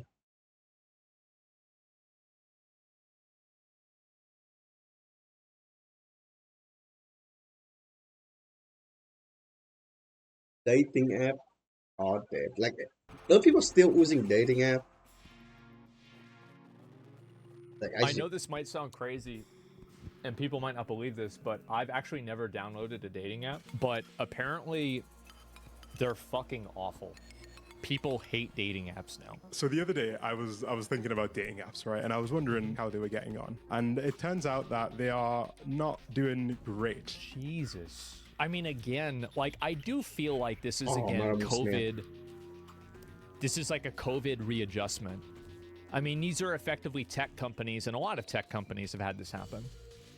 Bumble's actually down 92% since it first went public. And Match Group, the company which owns basically every other dating app, low mechanic. This is legal? Wait, what the hell? This looks like a monopoly to me. What the fuck? yeah, is doing pretty badly as well. Wow. People are falling out of love with dating apps. And this is affecting Gen Z in particular, who are becoming less likely to spend money on the apps. In fact, Forbes Health ran a survey and found that 79% of Gen Z respondents had reported experiencing some form of dating app burnout. Yeah, see, here's the problem, right? Is that if you're on dating apps, if you're a girl, like, I've seen girls' dating app matches, and it's like, this can be like a 21-year-old girl, and every 45-year-old dude that owns a Camaro is matching with her. And he's like, shit. yeah, I got 3 kids. Yeah, Mm, bro. what the Yeah, fuck? I got like 5 bumper stickers on my truck about Trump. Like, it's just, you know, all this other stuff, right? You know, the wraparound sunglasses, it's fucked. Yeah, and like they'll message these girls and they'll say weird shit. And then like if you're a guy, it's really hard for you to get matches unless you're like probably top 10, 20% of like attractability. It's bad, man. So like there's just different problems that like men and women run into. Like it's not like they have the same problems, but they both have problems. And it's also become pay to win too. You might have even seen that Is that it? My companies have dungeon, resorted that is? to some interesting No marketing way. techniques. For example, Bumble got in trouble for some ads that they ran trying to convince women to no longer be celibate, I guess. You know full well a vow of celibacy isn't the answer. What's wrong with it? People Jesus weren't. Christ, professional problem havers. Who the fuck cares? It's weird. I mean, why? I don't. Maybe a little bit, but like, is it worth getting upset about or there's putting something an here. apology out for? I don't Oh think my so. god, Too I happy with exactly these like the adverts. dungeon. Now, this is a far cry from the promise that dating apps made for us. When they first launched, it would be difficult to believe that Ouch. around a decade later, they'd be launching $500 a month membership programs. I could believe that. Yeah, I could easily fucking believe that. Because it's like, of course you want to do that. What the fuck? a Well, month it's just membership. conspicuous consumption, What so the people fuck? that make a lot of money can, you know, find women that want guys that make a lot of money. It's that simple. Are people that desperate? And then there's also, like, the thing is that people generally want to date inside of their income stratosphere. Like, obviously, for guys, it's like, you know, culturally, right? It's like more acceptable, like, the guy makes more money than the woman. But, like, men and women both want to date somebody who earns around the same amount of money that they do, right? So there isn't the perspective worry of an ulterior motive. I mean, it just logically makes sense, right? We tried to understand how we ended up here. We maybe can come to some interesting conclusions, not just about these apps, but maybe about human relationships more broadly and the assumptions that we might make about each other. Yeah. The first thing that's worth explaining is that the decline of these apps is in large part a signal of broader trends in technology. Yeah. There's this idea of Yeah, no, I don't even know one the kind of phenomenon dating app of anymore. online Kind of platforms just degrading shit, the quality of their services. You know what the Twitch app is? The best fucking example of this. The Twitch app is so fucking bad for this. I don't even know And Twitch had an shitification, app. Yep. Yeah. over time, leading to an overall decline in user satisfaction and overall value. This is something that's really broad across technology. It is best characterized through Airbnb, starting initially as a promised land where you could rent out a spare room at the fraction of the cost of a hotel, but ending up in a situation where people are paying $200 cleaning fees and have curfews and service fees What? for a rental. $200 The most cleaning? Yeah, and this is always how it is. It's the same as DoorDash or something like that. It's like, oh, it's $5 delivery. Well, what about the service fee? What about the tip? What about the transaction fee? What about the delivery fee? It's like, how do you have a service? How do you have a service fee, a delivery fee, and a transaction fee? Get the fuck out of here. It's a son. And that's not even counting the tip. Yes. Oh my God. Just example of enshittification is BMW, who in 2022 launched a subscription to just unlock the heated seats that were already in the car. Crazy. This makes me so mad because, like, it should be illegal to do that. Like, it should be legal. Like, why are you doing this? Like, there's no reason to do this. Going backwards, yes. It's so stupid. It is. Yeah. Dating apps are not immune to this problem, as fundamentally they are technology companies. The most obvious manifestation of this enshittification is the idea that subscriptions are king. I don't know if you know this, but Tinder actually has 3 separate subscription options on Tinder top of the has $500 a subscription. Like, month I don't understand. subscription How do you plan. even... These look more like Tinder, Tinder Plus, Tinder Gold, Tinder Platinum. You know what this reminds me of? It reminds me of OnlyFans girls or Fansly or Patreon girls and like their different tiers of like, okay, this one you get personalized videos, this one you get one-on-one messaging, this one you get, you know, like everything else, right? This is nuts, man. like insurance plans and dating apps. Dating apps have not become immune from this subscription mania, and their monetization strategy has led to them feeling more like a gacha game. If you don't know what a gacha game is, it's a game. Dating app like a gacha game, you collect different. Oh Yeah. no. Yeah, that's. I could see that. Game that uses like a loot box mechanic where players buy in-game currency and use it to gamble effectively. In fact, Tinder actually rolled out its own in-app currency that you could use to buy special features that would increase your chance of finding one. Yeah, skip the line, be the top profile in your area for 30 minutes to get more Oh my god. Bro, this is nuts. No. Well, it's a very overt shift towards gamification, towards implementing game-like mechanics in a non-gaming environment. Yeah. The literal CEO of the parent company of Tinder is a man named Bernard Kim, who was the former president of Zynga.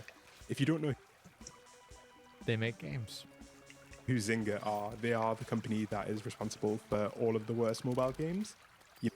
Also the worst mobile game. Not even a good one, just the worst one. That's crazy. Wow. What a coincidence. Damn. How about that? You know, the ones that look like this, right? And it's no surprise that these mechanics have been transferred directly from mobile games, which are some of the most addictive games in the world, to dating apps. This idea of gamification, broadly put, is simply just driving engagement and driving usership, not by providing a service, but by hijacking your brain's reward circuitry and making you addicted to the app rather than enjoying the app. As these apps have become increasingly gamified, people have responded much how they would respond to... I think that they're just trying to figure out ways to make more money off of people. I don't even think that we need to go into like psychology for this. It's just like, okay, I don't understand, why don't you need some these subscription ankle weights for on you dating so you app? can pay us to take them off, So, right? Like that's it. It's the same as everything. So does that mean if you like have high subscription, like a premium subscription, you have higher chance for like more girls, like more date, like more people finding your profile, like more people swiping right or something? Like I don't understand like higher tier subscription mean. Like it's such a like a wide thing.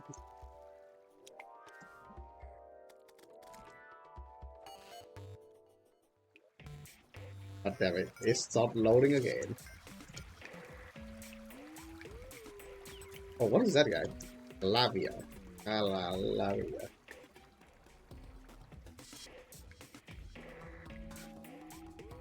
It's called question mark here, so draw on. Okay. He speaks a moon rune. Oh shit! What the?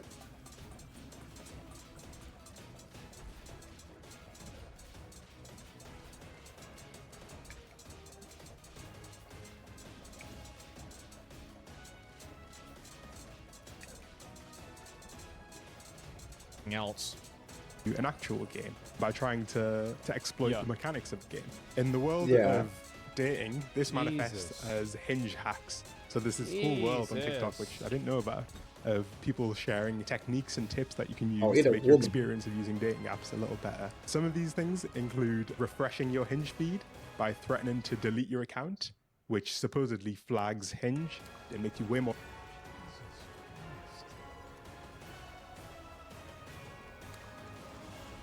I didn't realize how down bad people are. Is it really this bad, guys? This is crazy. It's... oh my god. What the fuck, man? This is crazy. I didn't know this at all. Other people's feed. Other people's decisions have been things like choosing to use AI wingmen to create a profile that is optimized AI wingmen. Oh god. Yeah, so people were talking about how they wanted to make AI versions of themselves to talk with people so they could filter out bad matches. It's just... It's just... This is really something special. Hinge certification isn't necessarily a complete explanation, though, because despite the fact that many other services in technology have been getting worse and worse, the companies seem to still be doing great. And there are some unique dynamics of these apps that make them especially prone to collapse. So I need and a that furnace can help us understand and the poor mass iron exodus. helmet. Part of it is simply the fact that these apps promote the idea that they'll literally change your life.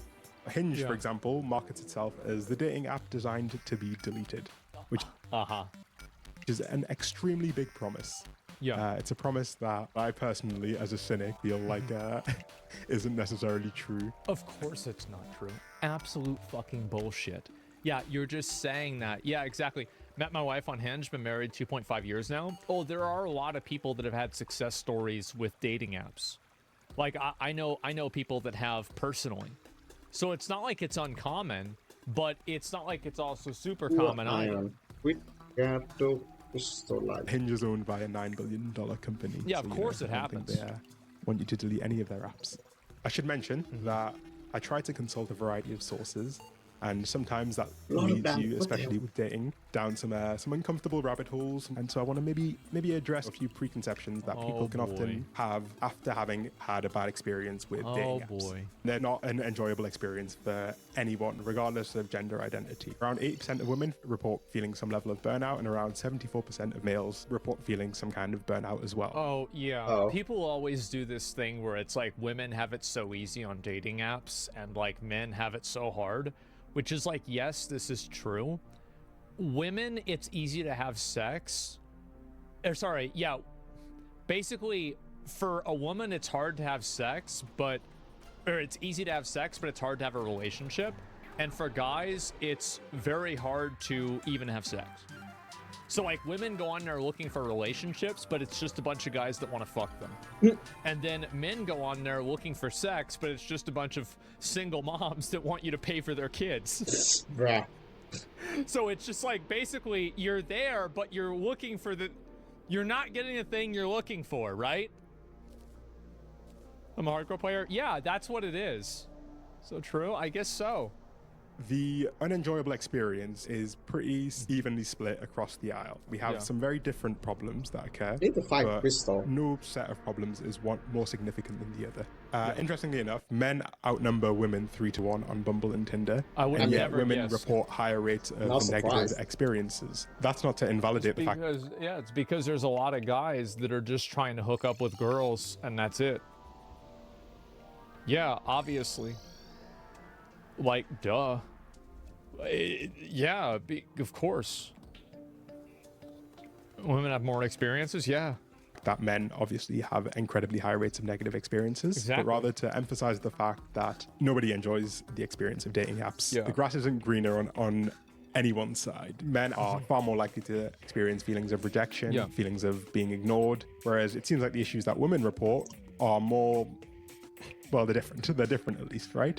So a 2023 survey found that over half of women under 50 who'd used dating apps had been sent a sexually explicit message that they didn't ask for. Not surprising. I'm amazed that it's not higher.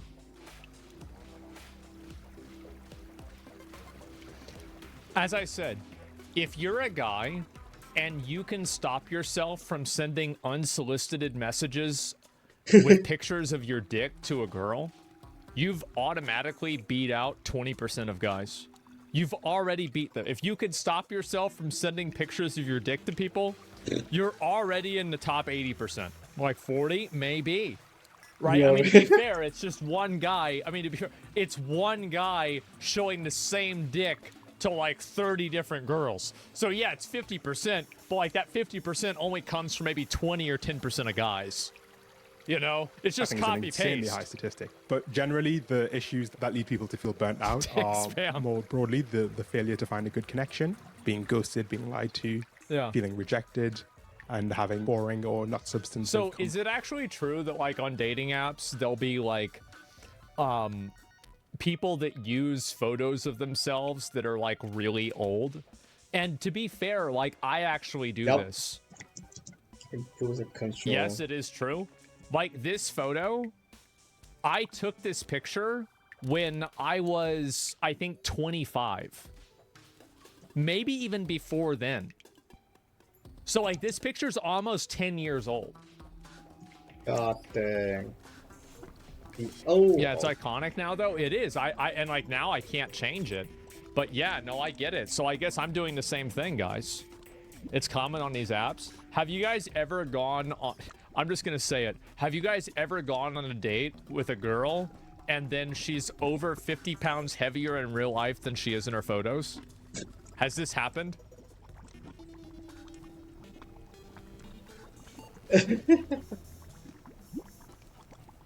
Man, it happened to me twice. Both times I just left. Where is that crystal light thing? Bro doesn't want to jump on a grenade. That's crazy. I saw, there was a photo of like a picture. Uh-oh. And it was like, apparently it doesn't show you the photograph of a person, but it shows a blurred version of it. And it said this girl matched with you. And the girl was really fat. It was obvious that she was really fat, just based off of like the silhouette. And the caption said, even in the fog of war, a tank is visible. No. Oh, I saw a bomb. And I just like, bro, I saw it. Yeah, I lost my fucking shit, man. This is so fucking funny. Destruction, yes. I don't know where it is. I gotta find that fucking shit. It's on my phone somewhere. Yes. Even oh my in the god. fog of war. I started working at this company. I was talking to people with teams. Certain photos, they come up to me at the office, didn't know who they were because they were both fat and old. So there was this guy. So there's like one of these, like, you know, you guys have like your Better Call Saul, like local lawyers. Well, one of them was at my fucking gas station. And it was like a photo of the guy, right? And it's like, you know, he's like this, you know, like really, you know, like established, like Hispanic man, you know, like very well manicured, you know, black hair, you know, firm face, you know, he's gonna fight for you, etc. I go into the store, I see some fat, old, gray-haired man buying scratch-offs. It's like 5 of them in his fucking hand. It's like, you son of a bitch. Bruh. You're really doing this. And I can see his car parked there. Yeah, pink male, yeah. The guy, that photo was taken in 1996. Conversations. Now, let's maybe understand a bit more about the user experience and what kind of leads to these super high rates of dissatisfaction. Yeah. And whether dating apps are actually benefiting from this or not. Because it seems like they aren't benefiting from this huge level of dissatisfaction that people are experiencing. I want to explain a little term from economics called adverse selection. Planet Money wrote a little piece explaining how adverse selection might be an important factor in understanding why dating apps have gotten so bad lately. Yeah. It's possible that dating apps face adverse selection. Basically, a new app starts up and hopeless romantics looking for real love begin flocking to it. But so do sleazy types who lie on their dating profile. Over time, the earnest daters go on a bunch of bad dates, encountering people who have no interest in real relationships or whose profiles... Well, and this is a problem like a lot of guys have, is that they don't understand, what would I call it?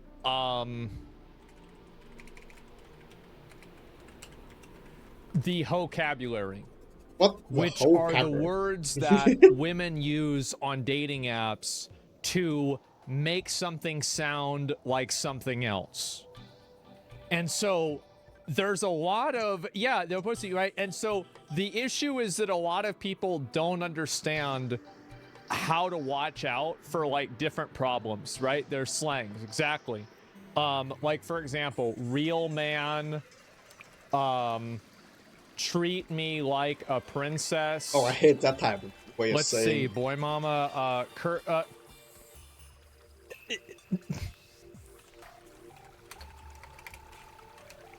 Take coke. Oh. Yeah, this can mean a lot of things. Oh, quote from Taylor Swift.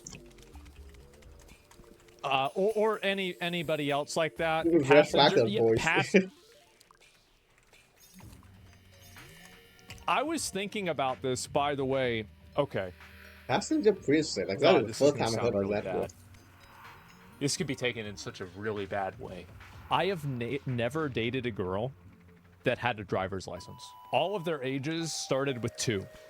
Okay? And there were 2 digits, by the way. And is that a red flag from it? I guess so. Hey, now you know why I prefaced it. Okay? Yep, that's see? Say a game? Yeah. Clip that out of context? Yeah, there you go. Let's see what the rest of this is. But yeah, why didn't they have car licenses? A lot of reasons. And yeah. Are completely misleading. Like Lemons driving good cars out of the used car market. Yep. Maybe sleazeballs push great catches out of dating apps and ultimately ruin the quality of the whole app experience. So people go to a new app in the hopes of finding something better, and the cycle starts again. That's This idea true. of adverse selection is basically the idea that people can take advantage of, the meta on dating app to promote themselves as something they're not, and ultimately lead honest, well-intentioned users to feel like the apps don't have any other honest users because they're only interacting with people who know how to game the app. Yeah, exactly. Yeah, of course, because that's what people are going to do, right? It makes sense. It's the same as like botting in video games. Like whenever a game first comes out, there's no botting. But then later on, people design bots and then they start cheating. Yeah, of course that happens. You need a birth certificate? Yeah, clearly, right? Predator-prey equilibrium? Yeah, sure. This whole idea of, hinge hacks or using AI tools to beat the system. Yeah. It doesn't necessarily make you a better person on a date. It makes you more representative of what the market supposedly looks like to someone who's just downloaded the app. Well, it's everybody that does that thinks that the reason why they're not getting matches is because it's like some sort of algorithm thing. Like, algorithm. well, It's I'm not based in on the your algorithm, preference. so that means, like that's why I'm not getting matches. And it makes people who download the app feel like everyone is awful. Yeah. There is a way to actually minimize these bad apples. This is something that's actually been done before. If you can give the users as much information as you can, they can make more informed decisions, right? That's intuitive. However, the more information you provide to those users, the harder it makes for the app to be gamified because they can't rely on the fact that you don't know things about other people. This is most clearly shown. That's actually a really good point. That's actually a great fucking point. Yeah. So it's in their best interest to not show you information about the other person so they can paywall it. In the fact that Hinge's premium program, Hinge Plus and Hinge X, they both allow you to actually add more information about yourself. They allow you to filter your dates by location, by activity, and to fine-tune exactly what you're looking for, which inevitably leads to a better dating experience. Of course. And reduces this problem of adverse selection. And this isn't just theoretical. We can take the example of OkCupid, which has actually gone through a bit of a transformation from being a dating app that dealt with this problem of bad apples a lot better than the new school of dating apps. And there's also apparently girls, so I hear that girls use dating apps to just sell subscriptions of OnlyFans. Is that true? Like they basically aren't even looking for a date. They're just looking to promote their OnlyFans. Is this true? And Instagram? Yeah. Abso-fucking-lutely. That's nuts. Or escorting? That's true. Yeah, it could just also be escorting. What? Right? It's like this girl that's like, oh yeah, I just do OnlyFans and I'm here to promote it. Oh wow, I matched with somebody that has a $500 a month plan? Yeah, let's see what he's doing. Actually becoming another Tinder clone. I found this comment it's a good someone point. who described their experience, and I think it captures quite well what's going wrong with these apps. OkCupid used to be really great before they were sold off to Match. Match is the company that owns Tinder and Hinge and all of the other ones. It was a pretty simple concept that worked really well. Start people off by forcing them to answer at minimum like 25 matching questions around things like politics, religion, handling money, hygiene, etc. Core factors that people would consider when dating, essentially.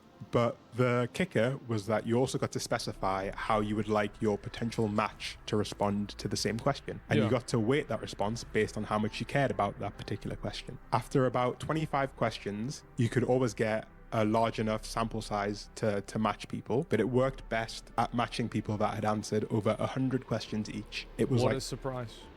magic. Anyone with over an 80% match on that site always ended up being a surefire, amazing conversation. Well, they had to get rid of that. Does it increase the strength of my beam? Yeah. Well, then now you can't make any money off of them. Person is describing without necessarily realizing is this idea of adverse selection, right? The idea that just by having more and more information about who your potential matches are in terms of their interests, their likes, their personality, you can basically make dating apps be fantastic. However, the issue with that is that they can become a bit too good, right? And you end up in the situation where every person you match with is actually a pretty good person, and you're therefore extremely likely to stop quit the using. app. The ideal situation for these apps is this weird middle ground where they want you to find someone you like, but not too often, and not someone that you like too much, because then you delete the app. But they don't want you to have 0 matches, because that means that you'll delete the app super quickly. That's kind of the optimal model of a dating app. What's called The thing is that he's completely right, because that's logically how they would make the most money. That's crazy. But basically, no one uses a dating app. Space, I guess that's evil as fuck. Where you get a reward at an unpredictable interval, and you get a reward that's big enough every time to keep you chasing the next one. 36,000. They're playing this like balancing game, and they're clearly not doing a very good job at it. When it comes down to it, ultimately, people want what they've always wanted, which is meaningful connection with others. And I think the real danger here is that people have been generalizing their experiences on dating apps as broader generalizations of how, quote unquote, society is today. And I think that's a big problem, because I would hope that most of us understand that, say, social media isn't necessarily a one-to-one representation of how people behave in real life. Yeah, that's true. I mean, I go to the store and I see girls there that have boyfriends that are fat and ugly all the time. And there's guys that have wives that are fat and ugly too. But there's plenty of fat and ugly people that are dating other people. It happens all the time. But like usually, it's just you go on an app, right? And people aren't going to see it that way. They're not going to have that viewpoint. Yeah, it's like, yeah, the girl's good looking. Yeah, exactly. I only date baddies and I'm fat and ugly. Hey, bro, like that's it, man. Why not? Yeah, the key in a woman is to focus on yourself. I mean, I don't know. I mean, you talk about like what the best way to like attract somebody is. Like, there's like a million different things, a million different people, right? But like at the end of the day, yeah, there's plenty of people that have options like that. But if you're on a dating app, you're literally looking at everything at face value. So it just makes sense that that's where things are going to be reduced to. I had premium Tinder so I could see who liked me. I got matches every now and then. When I let the premium run out, within 2 days, I had 10 matches I couldn't see. They have crazy tricks at play. So basically, it's crazy how they can have all these different apps that are owned by the same conglomerate company that effectively act as like faux competition inside of a market. That's so fucking funny. You took Twitter posts, for example, to be the representation of how everyone behaves in general, you'd be scared to go outside. If you took Instagram Reel comments, you'd think everyone was incredibly racist all of the time. It's an algorithmic mirage. And if you looked at YouTube Shorts, you'd think that every woman is stupid. Yeah, no, I know that. That's absolutely true. Yeah, social media gives you a very distorted view of the world.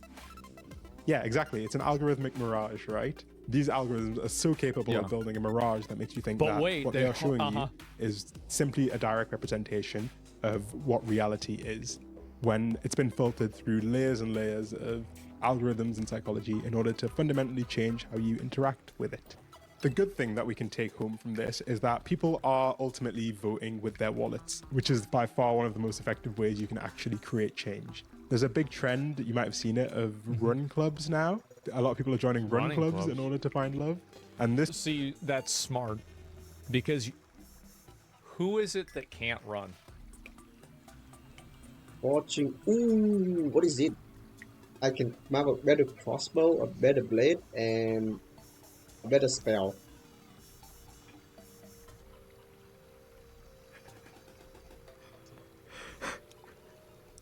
That's crazy, huh? Man. Oh, I need a shield. How do I craft a shield? How about that?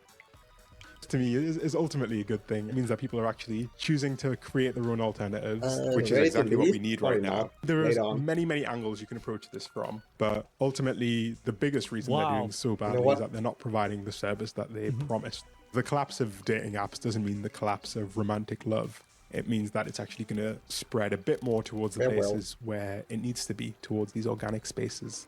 But then again, I'm also incredibly single, so you know, keep my words with a grain of salt. Yeah, I wouldn't listen to my opinions on this kind of stuff too much, right? Let's be honest. Best dating advice? God damn. I mean, like, I think just try to talk to women like people and not like something that you're trying to have sex with.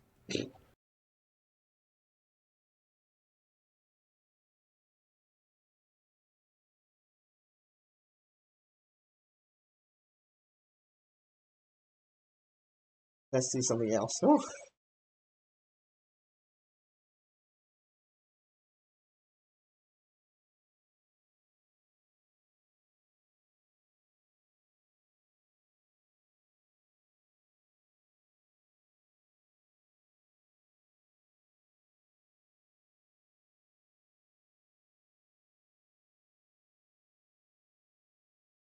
Hmm.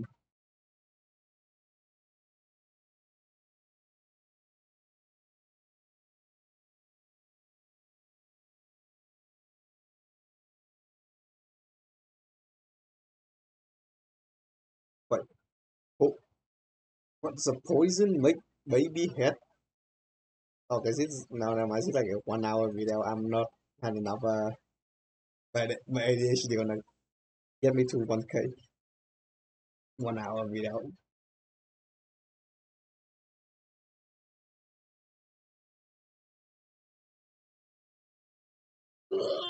Ow.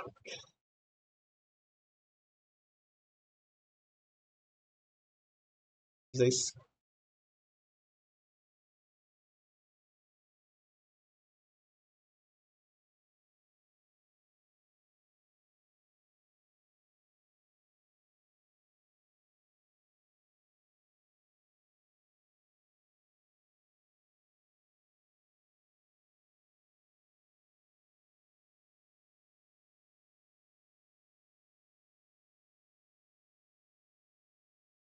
God dang.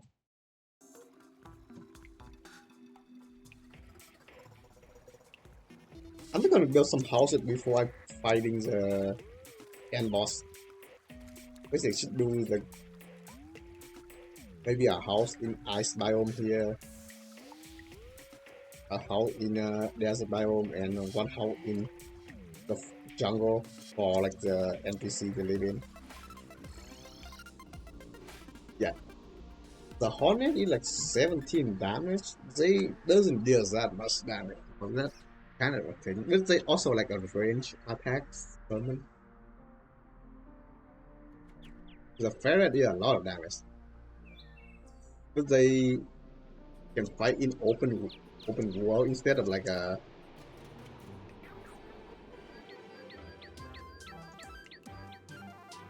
fight in open world instead of like in the coven because it's just kind of stuck there. I want to test the ferret damage a little bit.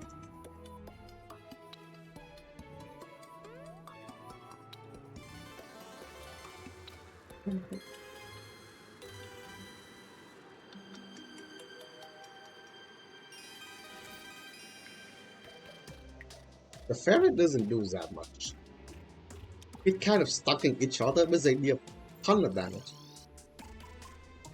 Oh, time to spec to B. The B.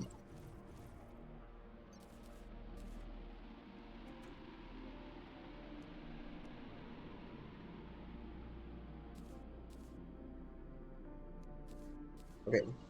B and meatball. Oh, I think we call it the Z meatball. It's not like a clown, it's like a jacket. It's the Z meatball.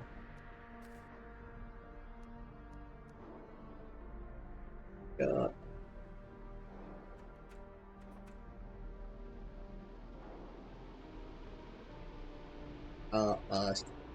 Not ebony, but it's like.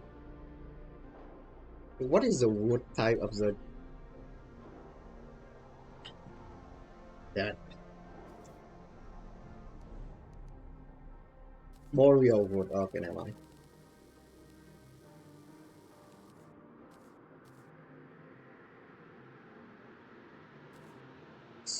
Sawmill.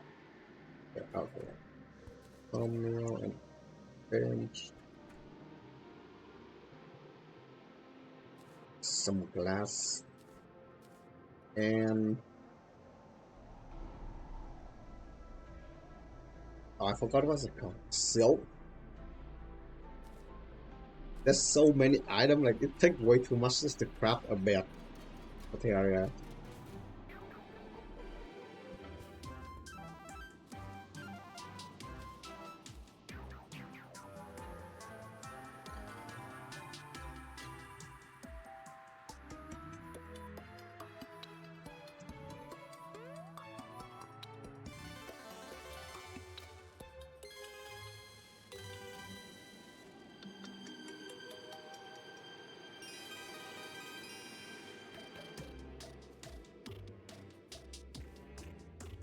Yeah, like silk.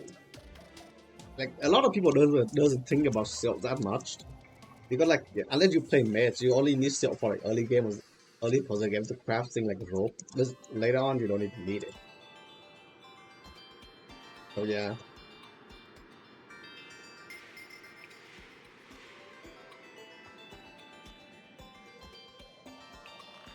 And this was some other video.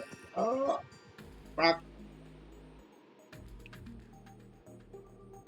The controversial missing milk carton. Is it from the Wendigo? I like Wendigo milk video, but he doesn't show that much. He's just sitting there and talk, which is not bad by the way. I just put it. Nah, I'm not funny about it.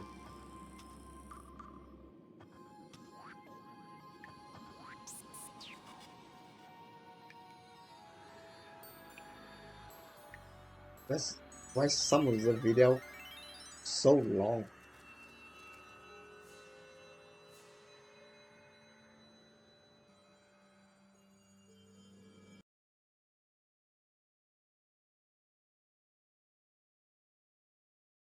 Wait.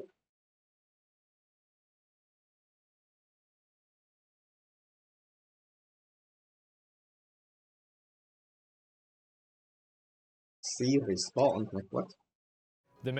So Oh, basically, the community the manager Godot Godot said, "Can we get proof that you take showers next?" Because the I Godot guess they put a community manager. photo of themselves taking a shower. Then of course, I mean, I don't know what it is. Like they could have Googled this, they would have found multiple results. Wait a moment. Hey, that's my Thumbnail. What? Right there. It's my fucking Thumbnail. They cut me from the picture. They can't just cut me from the fucking picture. They can't cut me out. Just a joke. In all seriousness, that was actually a good response. And the community manager actually had more to say. But here's just a quick recap.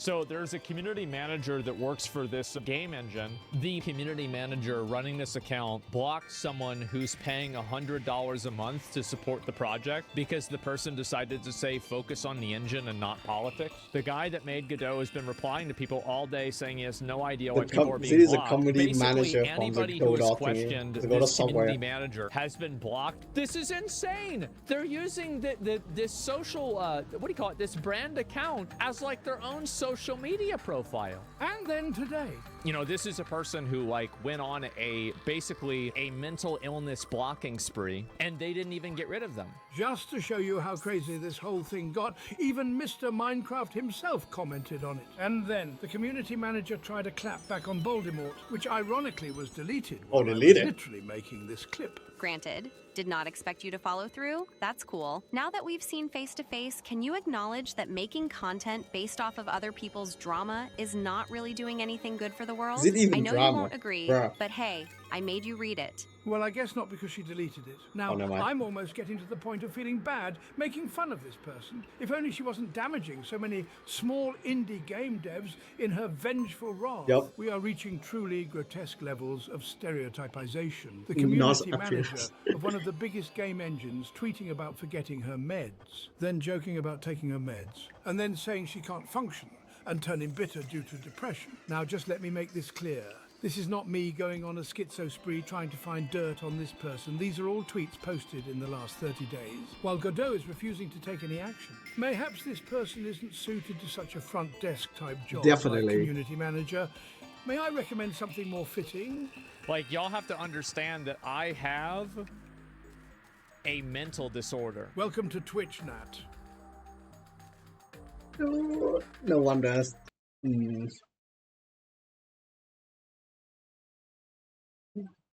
Yeah, that type of people shouldn't work for the company front page, especially a PR team. That's gonna bring your company down even more. Like,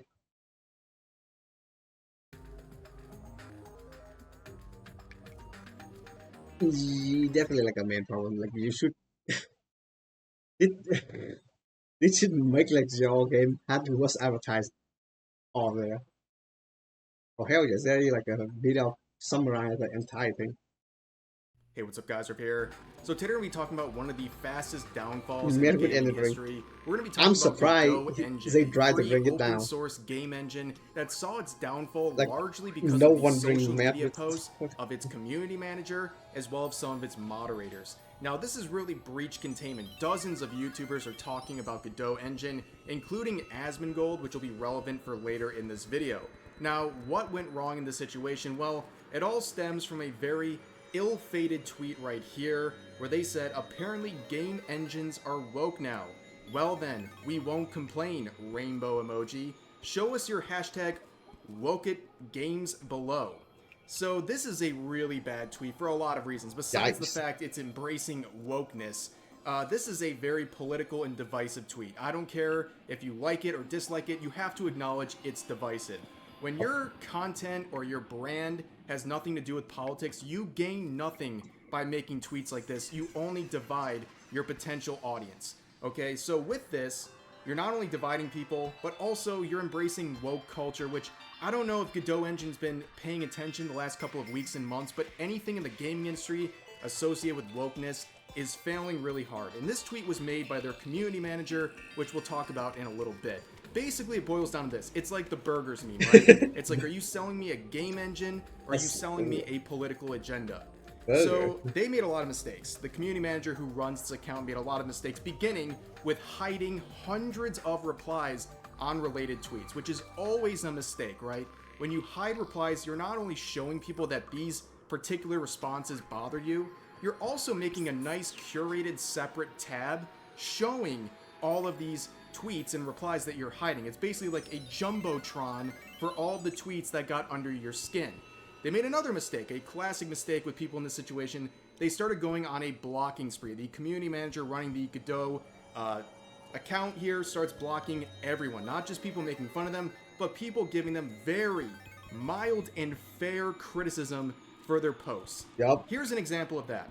So responding to the original post, this user said, "Can you focus on fixing/supporting bitmap fonts to properly import into your engine first instead of doing all this sort of thing? It's delaying my project a lot, having to try to bug fix this with little documentation you have for this." So basically this person's saying, I'm using your engine, it's having issues, you're hurting my bottom line, can you please focus on fixing these issues instead of going out and making divisive tweets like this for no reason. And what was the response? Well, this individual was blocked by the official account. Here's an even more crazy example. So this individual named Starkium with the @LifeArtStudios says this: "I've been blocked. Guess what? I'm a titanium level backer for the Godot fund. Guess what my next move is?" And you can see their response to the original post. Even more simple. It's 7 words saying focus on the engine and not politics. And how would the Godot engine account respond to that? Blocking this individual. This is such a bad mistake, PR, by the way, because this person, as they demonstrate, is a titanium level supporter of their company. So this is someone who is substantially supporting them financially, right? This is someone who's giving a lot of money to support this whole project. They like how they just to destroy your game company over a with one simple move, response on Twitter. And this individual, this Stark person, would say, well, I'm going to be nice. I'm going to go on to the related Discord server. And I'm going to reach out. And you can see on Discord with their screenshot, they tag someone named Nat, who is a community manager. And this is the person a lot of people have been talking about, including Asmongold, and we'll revisit this a couple times in this video, but this is the individual, the community manager, who is running the Godot Engine account on Twitter. And just looking at their bio, like, it adds up, right? I don't know. I think he just randomly blocked people talking about his game. I'm but not anyways, sure the Stark individual would continue, and they would get a response from a different person, a moderator from the Discord server.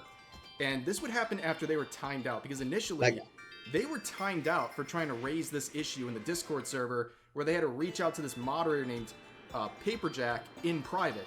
And this was the response. So Stark says, an hour? Really? Sorry, man. I didn't see your post. I was replying to people in order. Where the moderator says, I hope you understand why I had to take action. The discussion was escalating, and soon I would have had to take more drastic action. I don't think he just want to answer people. He just kind of blocked like everyone to get across some kind of misguided, I'll get them libs kind of attitude. 1 hour is enough for heads to cool down and make you reflect on why you were trying to do that.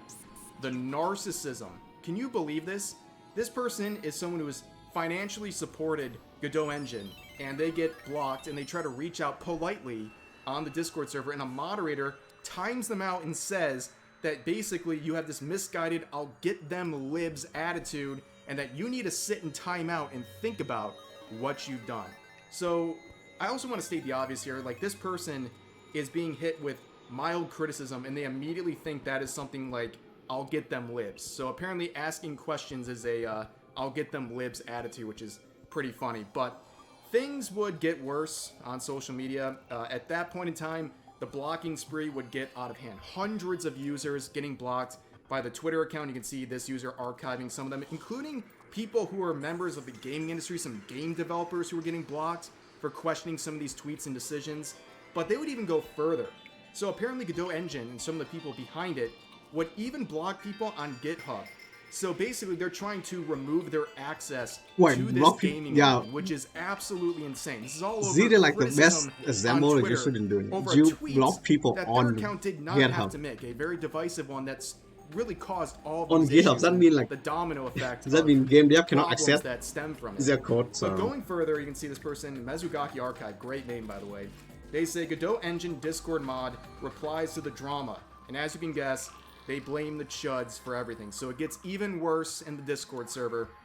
So this individual we now have named Xananax. So I almost confuse him with the original community manager from Twitter, but this is one-time pronouns have been useful because the other person was a they, them. This is a he, him. So two different people here, at least from my understanding. But they write this long post talking about everything going on. So they say, the drama isn't created by Godot. We just made a nice tweet to surface cool indie gamers. The drama is created by reactionary, insecure cowards who have nothing better to do in their day than to shit on something they are unconcerned with. They even feel persecuted because other people exist and are visible. These people's cowardice and small-mindedness is a danger to everyone. They're the filth of humanity, and banning them is kindness to everyone, including themselves. That way they can continue to pretend the world is made only of cowards like them and not be subjected to people that are different. The projection is out of this world. They were talking about cowardice while blocking anyone who dares to criticize them, and they talk about people not being open-minded and being closed off to other opinions while they're blocking anyone with a different opinion. It's absolutely insane. But this individual will continue saying stuff like this. You have no right of speech here because I consider your speech to be toxic vomit. Okay. If you think inviting queer people to share their games is politics, you're a toxic piece of F, an evil human, and I want you to feel disrespected and to F off as fast as you can. Well, yes, one way to destroy the game, another terrible tweet that was made on their official account. Now, of course, who is this individual, right? You can see they have the moderator role in the related Discord server, and a lot of people were sharing some of their classics, their hit Discord messages here. I probably just have to like straight up censor this whole thing because it gets way too much for YouTube here. But basically, you can find this tweet for yourself and other people archiving some tweets from this moderator, but what I'm looking at right here is about 6 different examples of them saying the N-word with the hard R, and they're directing it at multiple racial groups here. Like, they're attacking a whole bunch of different racial groups with these tweets. I mean, like I said, I can't even really show this on YouTube, even censored, because it's crazy. So this person really loves the N-word and has been using it regularly for quite some time now, and a lot of people see that and say, wow, this is the person virtue signaling me about criticizing their tweet about embracing wokeness. Like, how ironic is that? But you can see Vera Dark here, she would grab some more screenshots from the related Discord server, and it only gets worse with this Xananax person. So here's a conversation where they say, there's no ambiguity, by the way. Anyone who speaks against this needs to be banned immediately. May they be good people? Maybe. May they be redeemed and learned? Sure, it's possible. They can do so on their own time and come back once they know better. In the meantime, they're toxic weeds and need to be removed. So basically they're saying that people who criticize Godot Engine in their tweets, they need to be re-educated and basically adapted to go back into society and this very established server. Dude, where like, no fucking way they're actually saying that stuff. A very distinguished and cultured person to understand the lessons they're trying to teach here. But they go on to say, we don't want them in this community, referring to people criticizing them. And they go on to say, anyone who opens their mouth about why Godot woke can F off to the end of the universe and then F off some more. Blocking immediate and complete 100% agree. They continue on by referring to their critics as cockroaches. They say removing cockroaches from the community is making Godot good. And they further say, no, it's the utmost productive. Let the FOs that hold society. I wonder if they got reliable to a lawsuit. Because like you preventing a lot of people already pay for the product to access the code. But now they're banning them from GitHub. So I don't know, like, is it liable for a lawsuit? Because you pay for a product already, and now they banning you and they blocking you from that product because you tell them to like do some fix for the engine. Like, dude, if that's a thing, they might actually gonna get sued to oblivion. But yeah, this guy definitely need to be a mental hospital. Asylum. Not even a mental hospital.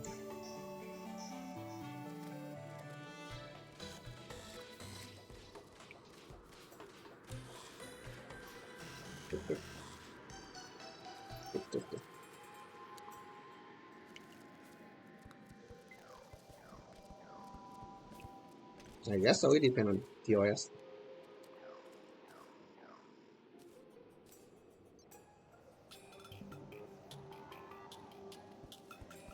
Oh my god, it's loading again.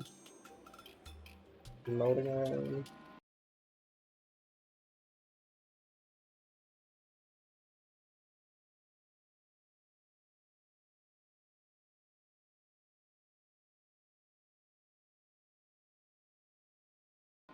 This is definitely gonna get liable for lawsuits. So today we're gonna be talking about one of the fastest downfalls in gaming history. We're gonna be talking about good.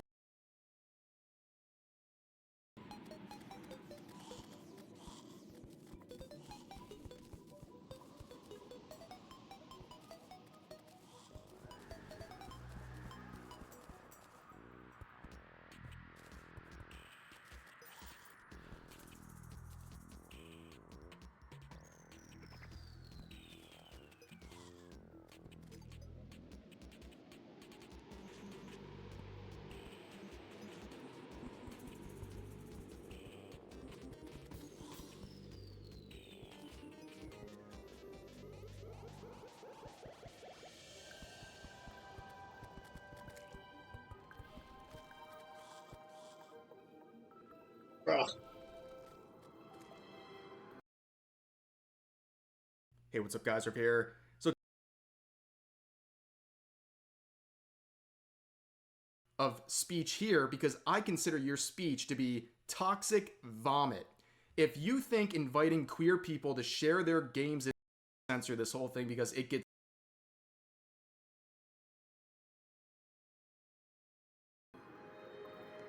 they know better. In the meantime, they're toxic weeds and need to be removed. So basically they're saying that people who criticize Godot Engine in their tweets, they need to be re-educated and basically adapted to go back into society and this very established server where apparently you have to be a very distinguished and cultured person to understand the lessons they're trying to teach here. But they go on to say, we don't want them in this community, referring to people criticizing them. And they go on to say, anyone who opens their mouth about why Godot woke can F off to the end of the universe and then F off some more. Blocking immediate and complete 100% agree. They continue on by referring to their critics as cockroaches. They say removing cockroaches from the community is making Godot good. And they further say, no, it's the utmost productive. God damn it. God. I swear I keep skipping. It's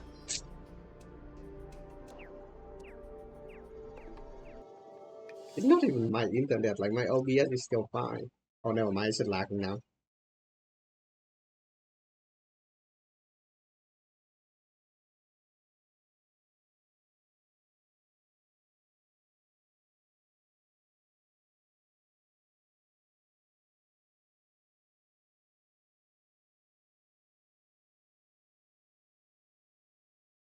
Hey, what's up, guys? Up here. Can't So even today we're finish talking watching this video. We gotta. a wide spectrum of political beliefs. We're hearing one set, and it's people embracing wokeness and then dehumanizing and attacking anyone who dares to disagree with them. And yeah, I don't think anyone wants to even hear that in the first place when it comes to a game engine. Like, it's ridiculous.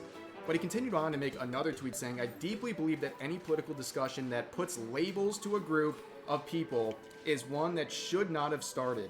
As most of the people in this planet, no matter their political compass, seems to strongly disagree with me, I just prefer to stay entirely out of politics. Well, that's great for you, but unfortunately, people working in your name, the name of your product, are very political, and they are putting labels on people who have a certain set of political beliefs or simply disagree with them. Those labels include things like cockroaches and vermin. Like, it's Dude, really, it's really such a wild crazy. thing to call someone Well, like that. let's go back to the community manager who made that initial tweet.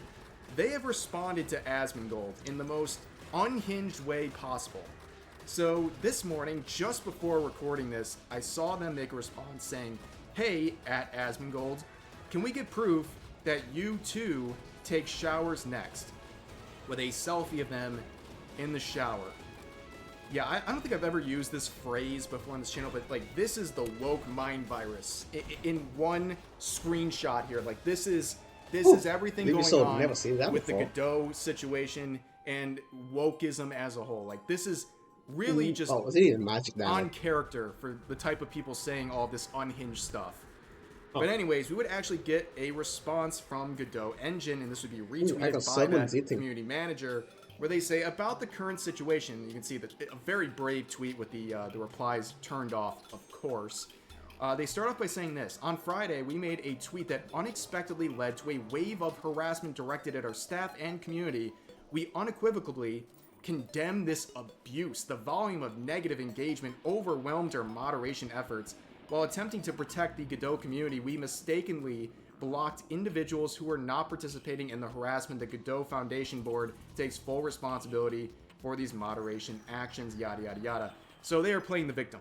So they make a dumb, divisive, political tweet, and somehow they're the victims. Even after their community manager, their moderators go out and attack people, call them terrible things, somehow they're the victims in the situation. And curiously, they say they take full responsibility for these moderation actions. Then ban the people who are doing it. They doesn't say anything. Our community moderator, Xananax, we strongly condemn the harmful language used by this moderator of the unofficial Godot-related Discord server. We want to clarify that Xananax is not hired by nor a spokesperson for the Godot Foundation. Which is interesting because they take responsibility for the moderation efforts on Twitter, but they don't take responsibility for these moderation efforts. In fact, they completely dismiss anything that this person is doing.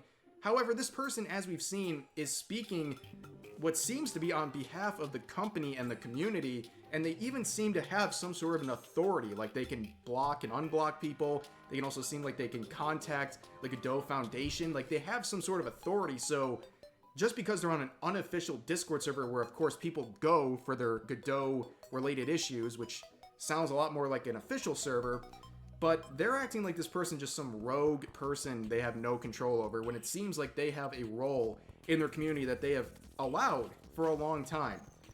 But overall, what a mess. I mean, literally in the course of 24 hours, they have lost any goodwill they have generated with this engine. And they just show like the entire engine. Now in the future, people want to this is a good alternative to some of the existing game engines, and now they're like, whoa, these people are unhinged. I don't want to support them, number one.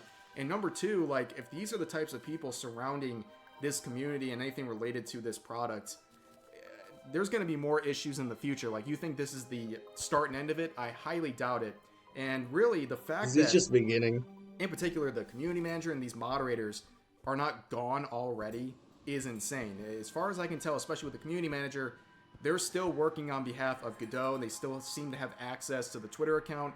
The fact that those privileges have not been taken away is crazy and shows they're not learning anything about the situation, and they're probably doomed to repeat all the mistakes they're currently making. But for now, that's going to do it for this video. I hope you guys enjoyed. As always, feel free to share your thoughts about today's topics in the comment section down below. I'll see you guys next time. This is probably like one of the biggest fucking company fucked up in recent time. But not, it's not the first, it's also not the last either. I'm pretty sure there's gonna be a new thing gonna happen. Some company gonna take over it on the tail of the dumb thing they do. 100%.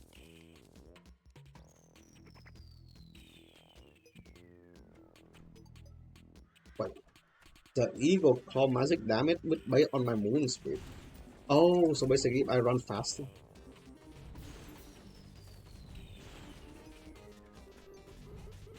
Oh, I kind of regret not playing a mage build now.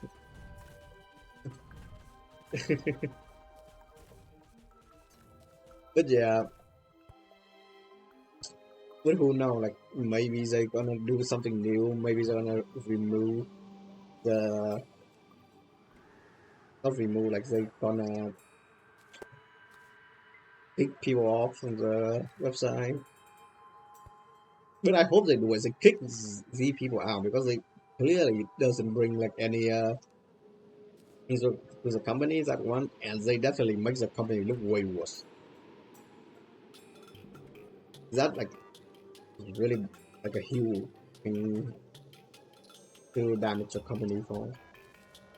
Because you think if your company based on people goodwill, you need to keep that goodwill intact. Recently, you don't hear anything about the EA, right? EA used to be like one of the worst video game company, but now nobody talking about EA. They talk about Ubisoft, they talk about Blizzard, they talk about all the video games like Sony, Nintendo. EA had basically leave the spotlight for the worst company, and now people are just talking about like all the company instead of EA now. That's not like a good thing. Really.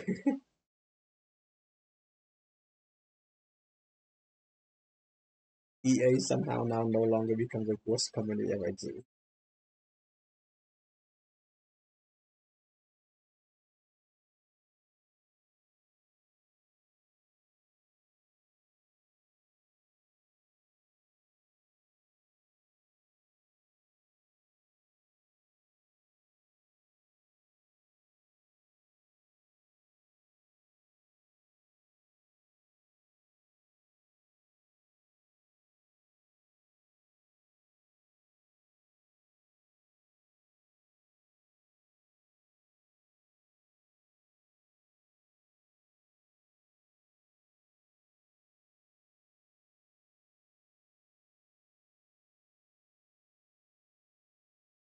They get into Zoe position either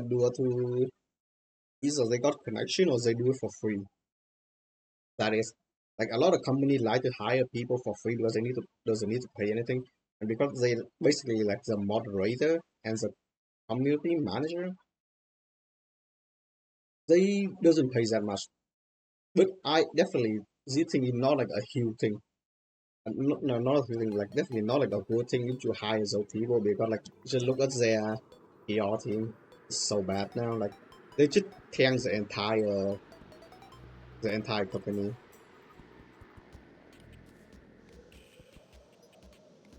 Because these people are focused way too much on the politic idea rather than actually like advertise their company.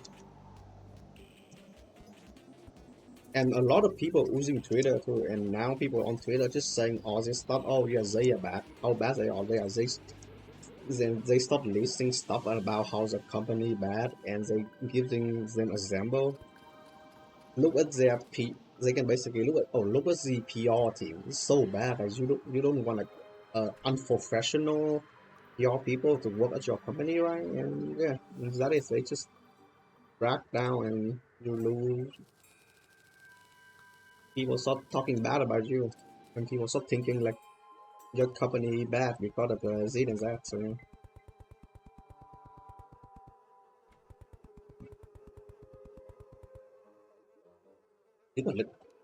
wow, look ugly.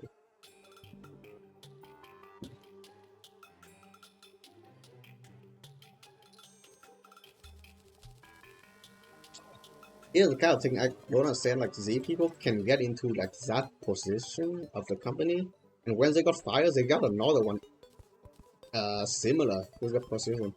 So I don't understand if any of the hiring practice do a background check or do the things they checking like where does it used to work and what's the reason they got fired. Like this should be like a big red flag that you shouldn't hire someone.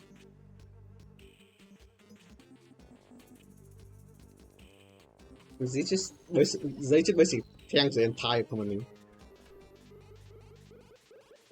Awkward relatable. Yeah, the awkward relatable restaurant because you know they should do it for like a for Twitter for like a advertisement. That it they just pretend to be relatable rather than just they try to talk you down something like that. So yeah.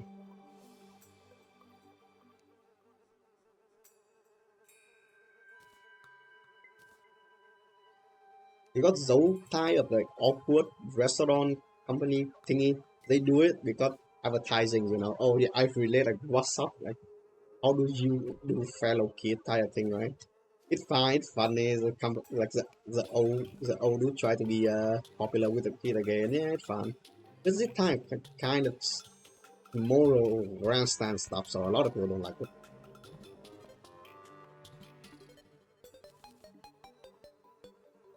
People hate all the moral grandstand, especially like if you try to imposing your morality on someone else, they definitely don't like you doing it. They hate people doing it to other people too. Especially if I tell you to do what you do, you probably doesn't like it. So yeah.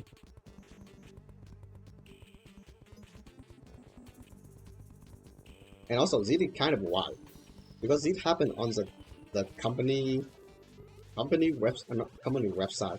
Company Twitter is one thing. They can block people from being annoying. Like a lot of company Twitter doing this. But they block people on GitHub. That's like the main fucking problem there. Like GitHub. So a lot of game devs cannot even accept the code to do their work. So yeah, it's like the main problem there.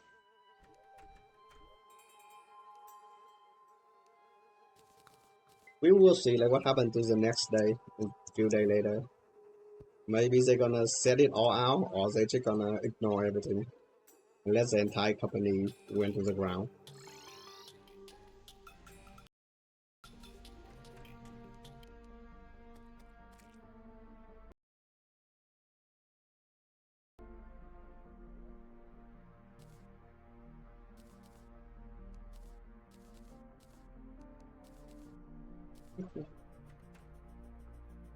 There's so much tombstone here. I was farming for Abigail.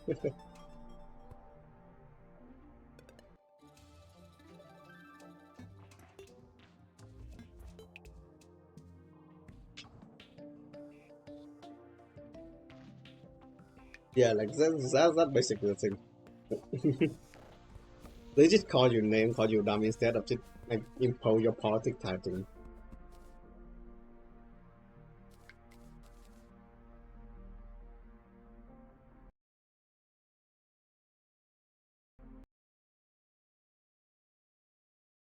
What the hell?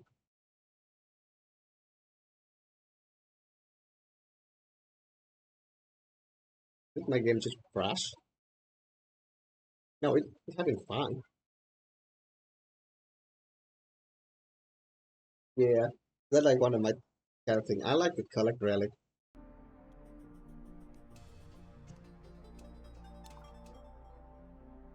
The top basically like vanilla. Well, not actually vanilla. Vanilla. The three things, the three chicken boss, for some reason.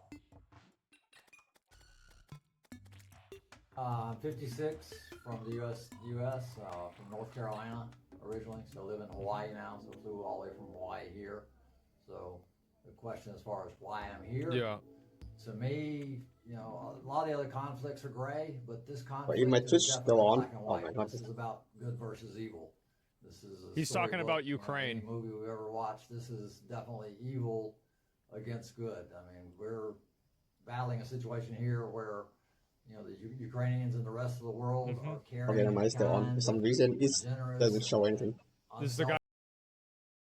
Yeah, this guy tried to shoot Trump yesterday. Take care of one another, and it's just a matter. That's like 2 weeks ago. Why does the auto play We need to stand up for that. That is the most important thing.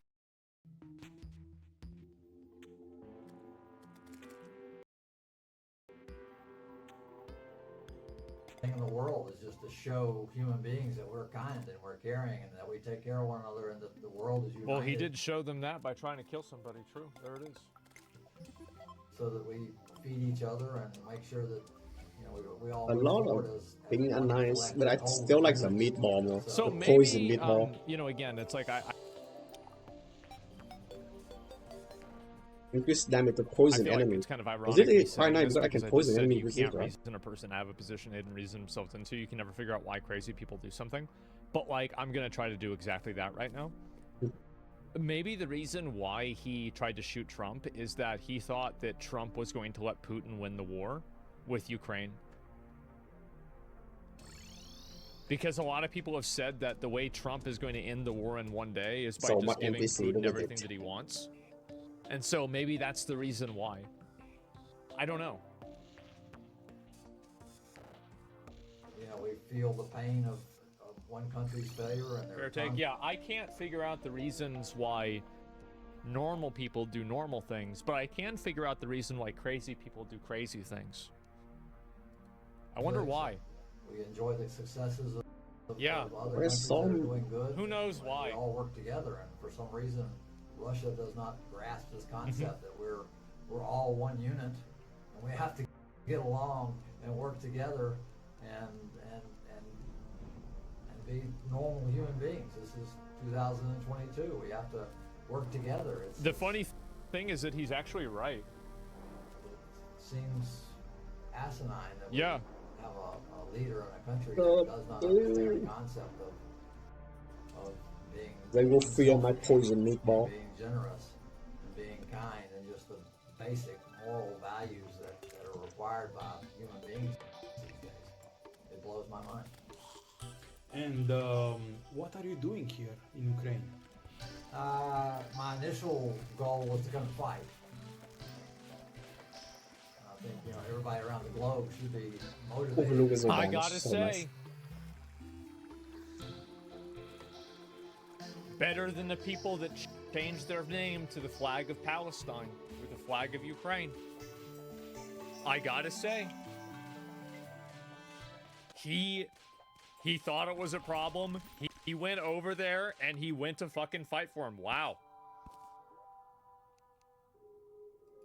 Come here and support the Ukrainians. He walks the walk. The army, no matter what gender, age. It's crazy how somebody like this, like it seems like right now this is a well-reasoned person. How did you think it was a good idea to not even put the leaves on yourself when you were at the golf course? Like, why did you think it was a good idea to put your backpack at the chain link fence? How did you, like, it's so crazy to me, right? Because like,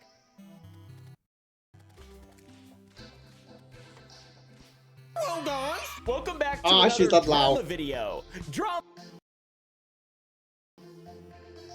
I forgot like Umba will do so loud in show. More drama has finally occurred. We can talk about it again. Yippee! Wait, how old is it? Like two weeks ago. Yippee! Yippee!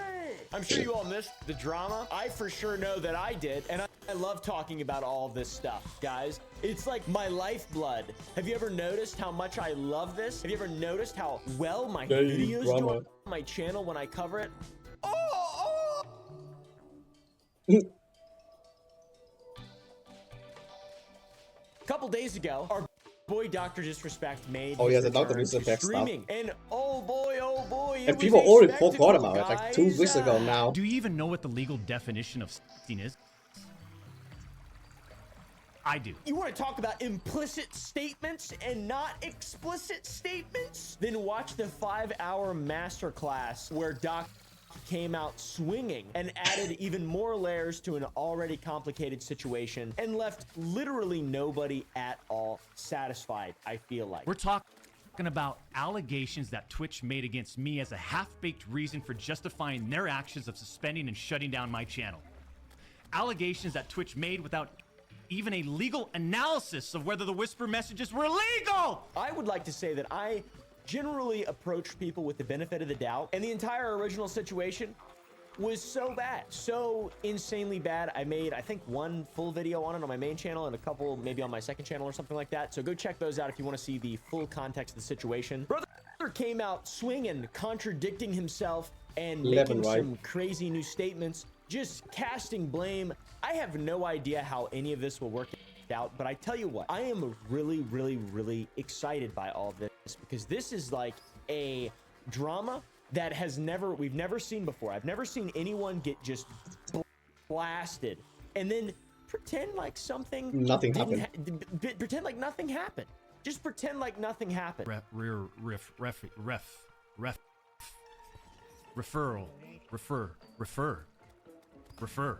Huh? What? Oh! There are 2 R's though, man. I knew it. That's what we're witnessing here, is a lot of drama, and then he pretends like nothing ever even happened. Which is kind of hard not to respect in a sense. It's weird. Oh, you're lucky! You're lucky! Either way, I'm excited to read the comments on this video. Let me know what you guys think down below about the entire situation. And without any further ado, let's get into it. I mentioned that the doc had made some contradicting statements. He also made a lot of new statements. He put a lot of new information out there. For example, like purposely putting minors in his official statement to own journalists. His official Twitter, apparently he put the word minors to own journalists. You also said the word minor, Cody. I even made sure that word was emphasized in my statement, edited, etc., just to make sure these so-called journalists would pick up on it. And boy, oh boy, did they ever, champs. That's crazy, dude. Crazy. I mean, I don't even know if you could find anything crazier. To be honest, I have no idea how any of this is going to turn out. He went through a multi-year arbitration. We fully learned all of that stuff about the whole Twitch thing. You see, there was a lawsuit pending, and as part of that arbitration, all parties were not allowed to speak publicly about the case. I respected those rules. My lawsuit against Twitch was eventually resolved, as you all know.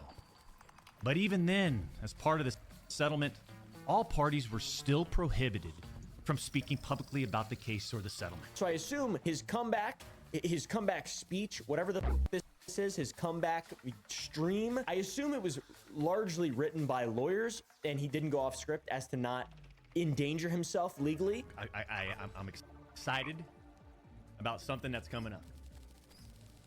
Okay? I'm going to be climbing to 15,000 feet. What? A mountain. But even with that said, it was such a mess and so just confusing and bizarre. I have no idea what the game plan is. It's insane. So after we signed with Twitch in 2019, we asked for a new partner manager. And just a few months later, that ex-Twitch partner manager is directly involved with getting me banned. Coincidence? Also, to be 100% clear, I Wait, don't know if Awesome it's Getty I was than assume you it is too. after going. Wait, Awesome Getty was like how In was it? 1912, the Titanic claimed 1,500 lives. In 2023, it claimed 5 more. Hi, my name is Stockton Rush. I'm the CEO and founder of OceanGate. Let's take a look at Titan. Stockton was designing a mousetrap. I heard that like the thing is so bad. He using he caught so many things to trap the submarine something. So yeah, like it's so bad. Like For billionaires. A submersible vessel which takes people to see the wreck of the Titanic has gone missing in the Atlantic Ocean. Tonight, an international search operation is underway. Like the Titanic, it was a disaster just waiting to happen. I've broken some rules to make this. I think I've broken them with logic and good engineering behind me. At some point, yeah, like the guy who makes it should break regulation and everything. It has not been approved or certified by any regulatory body. He quite literally and figuratively went out with the biggest bang. And who was the last person to murder 2 billionaires? Last person who murdered 2 billionaires. Yeah, it's so bad.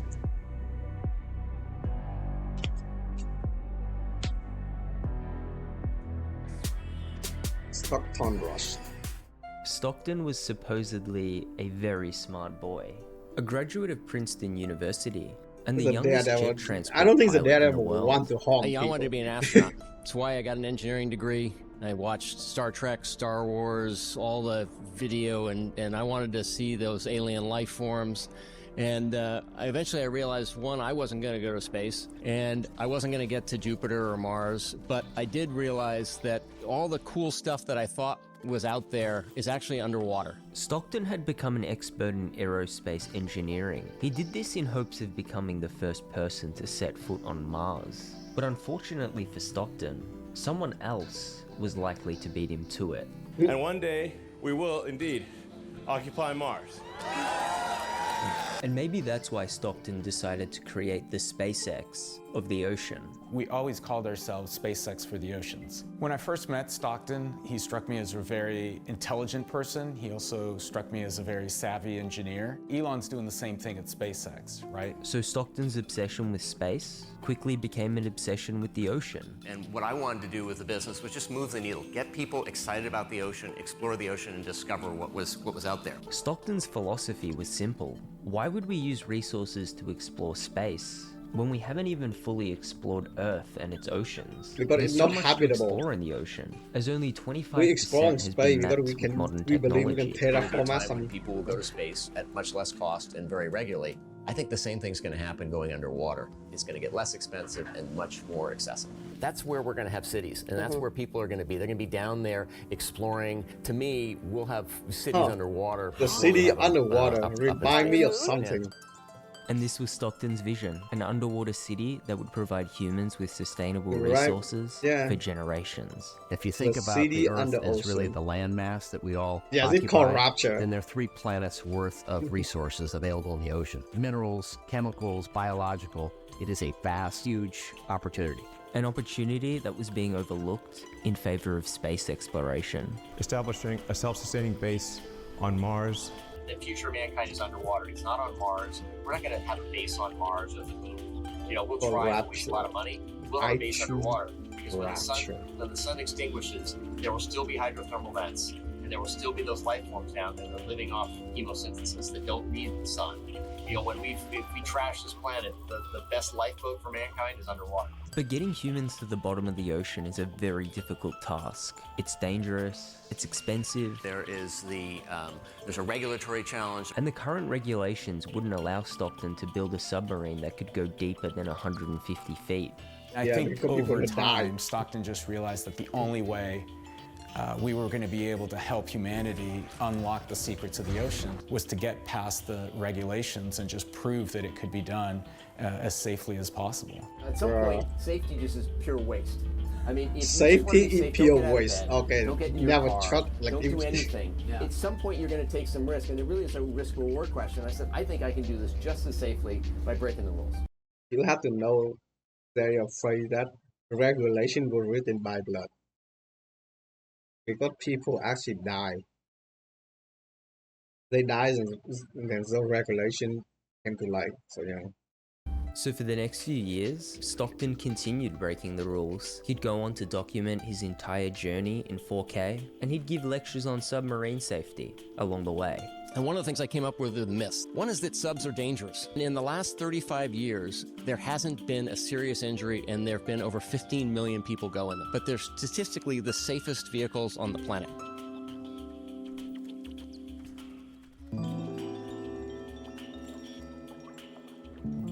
Stockton didn't always have this attitude towards safety. The early days of OceanGate were an entirely different story. Only after a complete systems test is the OceanGate crew ready to dive. The company's first sub was a vessel called Antipodes, and it was the perfect test sub for OceanGate. It's our first sub, Antipodes, and we use that as our training sub. 58 inches diameter. It is about 15 feet long. This sub had already been certified by the American Bureau of Shipping, so there was a very slim chance of it imploding.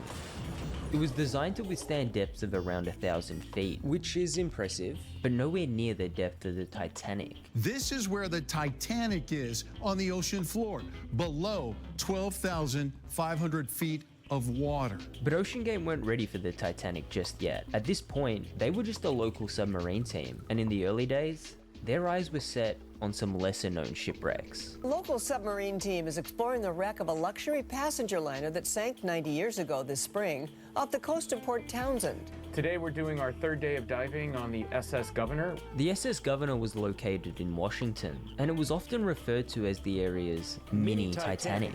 The Governor was a luxury liner that was on its way from San I Francisco didn't know to they had Seattle all the on ship was April on. 1st, 1921. Shortly after midnight, it collided with a freighter. 8 of the 240 people on board went down with the ship. For years, there have been rumors that it went down with a loaded safe.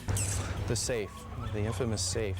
That safe is believed to contain around $4 million worth of gold coins. At first, I thought OceanGate was trying to pull off a $4 million submarine heist. You know, just like the opening scene in the first Titanic movie. It's payday, boys. But as it turns out, even if they did happen to find the treasure, they would have been forced to hand it over to the man who owns its salvage rights. So I guess OceanGate weren't in this area for profit. They really just wanted to explore the area and test their new sub's capabilities. The crew of the sub is practicing its approaches to the Governor in 240 feet of water for a much more dangerous inspection of the Montebello at 900 feet down. After the mini Titanic, OceanGate would move on to a much deeper shipwreck. Their goal was to ramp up the depths of their dives, one shipwreck at a time. It's part of our ramp up to a California expedition that we're doing in September to a shipwreck called the SS Montebello. The Montebello was a U.S. oil tanker that was torpedoed by a Japanese sub off the coast of California during World War II. The SS Montebello was not another ship holding treasure. In fact, it was quite the opposite.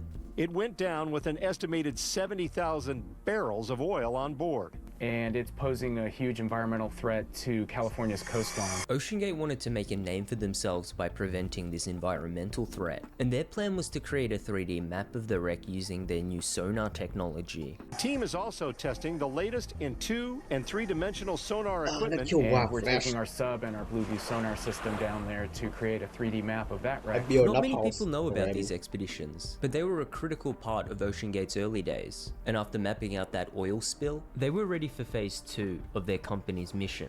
An historic Washington state tragedy is helping head off a future one down the coast. In Seattle, Gary Chittum, King 5 News. This local submarine team was taking over the ocean. Stockton increases the budget, and after 130 successful dives, investors were asking the same question. Was this team going to be the next SpaceX? Name of the company, OceanGate Incorporated. It's a cutting-edge, high-tech firm out of the Midwest, awaiting imminent patent approval on the next generation of submersible vehicles. Right now, the stock trades over the counter at 10 cents a share. But with the collaboration of one of hip-hop's biggest stars, our analysts indicate it could go a heck of a lot higher than that. Macklemore was on top of the world in 2014. It was the year he won 4 Grammy Awards. Every 2014 during that time. But his most underrated win that year was his collaboration with Stockton Rush. I think we're going to find sharks. The pair would team up in search of the incredibly rare 6-gill shark, a trait that was very uncommon amongst most shark species. What is the probability that we will see a shark today? Somewhere between 0 and 100. Macklemore had been a fan of sharks his entire life, and he was pretty skeptical that Stockton would find a shark as rare as the 6-gill. If we don't see a shark, you'll buy me a shark. A little one. A baby shark. Yeah, baby. All right. That's a deal. It's a deal. Is it one better than the... Oh, wait, But no, little is did it he one know, worse than they mine? would find a shark. In that yellow submarine, under 400 feet of water, Stockton and Macklemore were going to create memories that Oh, would so last Macklemore... forever. Oh my god! 6-gill. 6-gill. Top side. We have a 6-gill at the viewport. Very exciting. Didn't think it was gonna happen. I didn't know Pulled it Macklemore out. actually doing it. Our mission is complete. It has been an unbelievable experience, something that I will absolutely never forget. That was awesome. And it's made me love sharks even more. Stay true, stay true, stay true. And that was it. That was the business model at the time for OceanGate. We do dives looking for 6-gill sharks and things like that are at 5,000. It's a very unusual business. It's its own category. It's a new type of travel. And eventually, they'd be selling tickets to the Titanic for up to $250,000 a person. However, it wasn't going to be in Antipodes. Remember, this yellow sub was only certified for dives that were 1/12 the depth of the Titanic. And unfortunately for Stockton, you couldn't just buy or rent a sub that was capable of going 12,500 feet. Stockton believed it was the strict laws and regulations that were preventing him from innovating the submersible industry. So he came to the conclusion that he only had one reasonable option remaining, building his own sub. Initially, we didn't think we were going to build our own subs. We thought we were going to get somebody else to build our subs. The industry standard just wouldn't allow for them to build what we felt we needed and what we thought humanity needed to explore the ocean. So they did what a lot of companies do. They break the rules and act now, then they ask for forgiveness later. And the name they decided to give their first custom-built sub? Cyclops, a new manned submersible, now undergoing sea trials. There you go. That's pretty good right there. It was time to go all in. Stockton was going to ignore the industry's strict rules and regulations. It was time to prove them all wrong. Cyclops is going to be a very useful tool for any organization, company, or institution that needs to go underwater and perform tasks at depth. Cyclops is the newest creation of OceanGate, What, is a it like the- for-profit private company in partnership with the University of Washington's Applied Physics Laboratory. Oh no. We couldn't have done it without that partnership. You know, the Applied Physics Lab has been effectively our engineering partner. But this wasn't going to be a usual submarine. Stockton wanted to create the most simple and easy to use submarine on the market. Stockton is very interested in being able to quickly train pilots, have pilots be able to come in and use this thing without having to go through weeks of training on there. Solution? This video game controller. We use this Yeah. controller to Oh, run the sub. no. First thing is there are These two things look so deadman bad. switches. You have to press one of these buttons, and now it's ready to go. And in 2015, the sub was ready to go. So Stockton organized the big reveal, and the christening ceremony was set to begin. Okay, on behalf of the whole OceanGate team and all the team members who are here tonight, I christen the Cyclops.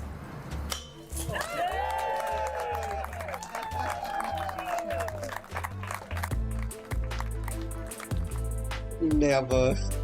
So all of our test program has been about incremental testing. We started over 2 years ago with Cyclops 1. Out here, this is really focused on one thing, and that's the pressure vessel and making sure that component is safe and capable of handling depths down to 4,000 meters repeatedly. I feel so lucky I got to do one dive while the Cyclops was here. But Cyclops wasn't the final product. Cyclops 2 began development a few years later, although Stockton didn't like that name very much. So they rebranded to Titan. Hi, my name is Stockton Rush. I'm the CEO and founder of OceanGate. Let's take a look at Titan. If you thought Cyclops was simplistic, just wait till you see its successor. It's got one button. Oh my fucking god, That's it.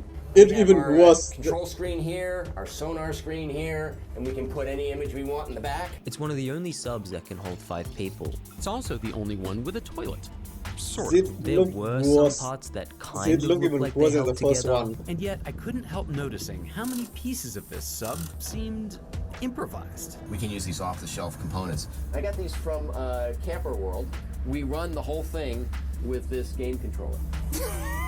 Come on! And so what if people laughed? Titan was fully operational in just a few years, and it was all made possible with the leadership of Stockton Rush. I think you did it, Stockton. There's some luck here. Oh no, this thing looks so bad. Maybe a win-win. Maybe. And as days became months, and months became years, that little sub was passing every test imaginable. This is why you want your pilot to be an engineer. He believed that building this sub would help him unlock the secrets of the ocean, but Stockton wasn't building his own submarine. He was building his own coffin. It's a miracle it can do what it does when you look at it there, because when you look at it, it is very small. It looks like it's put together with a piece of string, but it's not, obviously. We can scale to multiple vehicles relatively quickly because we've used commercially off-the-shelf products for almost everything we do. We can bring additional vessels online in a matter of months as opposed to years or decades. So Stockton plans to create even more low-budget submersibles, and soon enough, he was going to have his own fleet of submarines. The only question being, were they safe? Nope. Absolutely fucking not. No. I'd like to be remembered as an innovator. I think it was General MacArthur said, "You're remembered for the rules you break." And I've broken some rules to make this. General MacArthur, yeah, that guy tried to bomb it. He tried to nuke the entire Southeast Asia. There's a rule you don't do that. Well, I don't think that The most was controversial model. feature of Titan was its carbon fiber hull. This was considered controversial because the industry standard material was titanium. Engineers zero in on titanium, a super strong and lightweight material that would allow deep-sea vehicles to reach the Titanic. It is with this material that today's most inventive submarine builders continue to push technology forward to penetrate the ocean's deepest regions.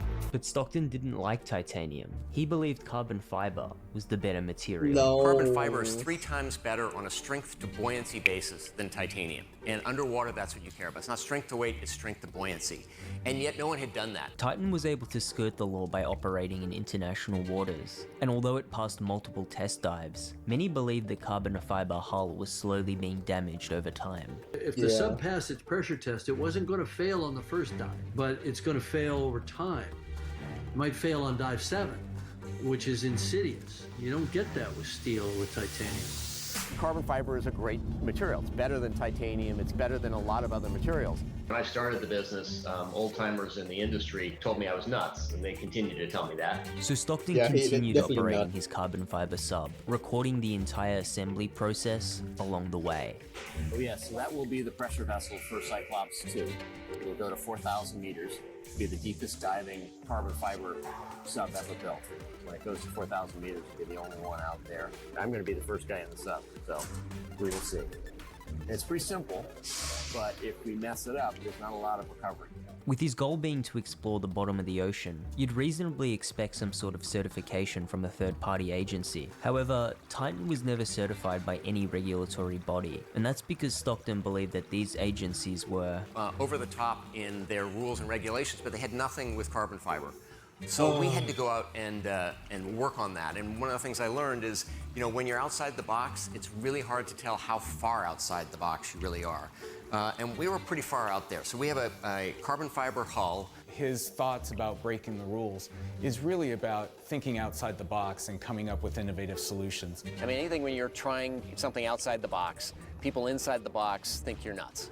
Same thing when Elon Musk was doing SpaceX. Inside the box, everything's scary. Titan continued to pass every test course you that kind of Stockton nicotine could throw inside at the it, and box, because eventually, everything on Titan the- needed a new milestone, a new goal to reach. So can you guess where it was headed next? The goal was, where do you want to go in the ocean? What is the most known site in the ocean?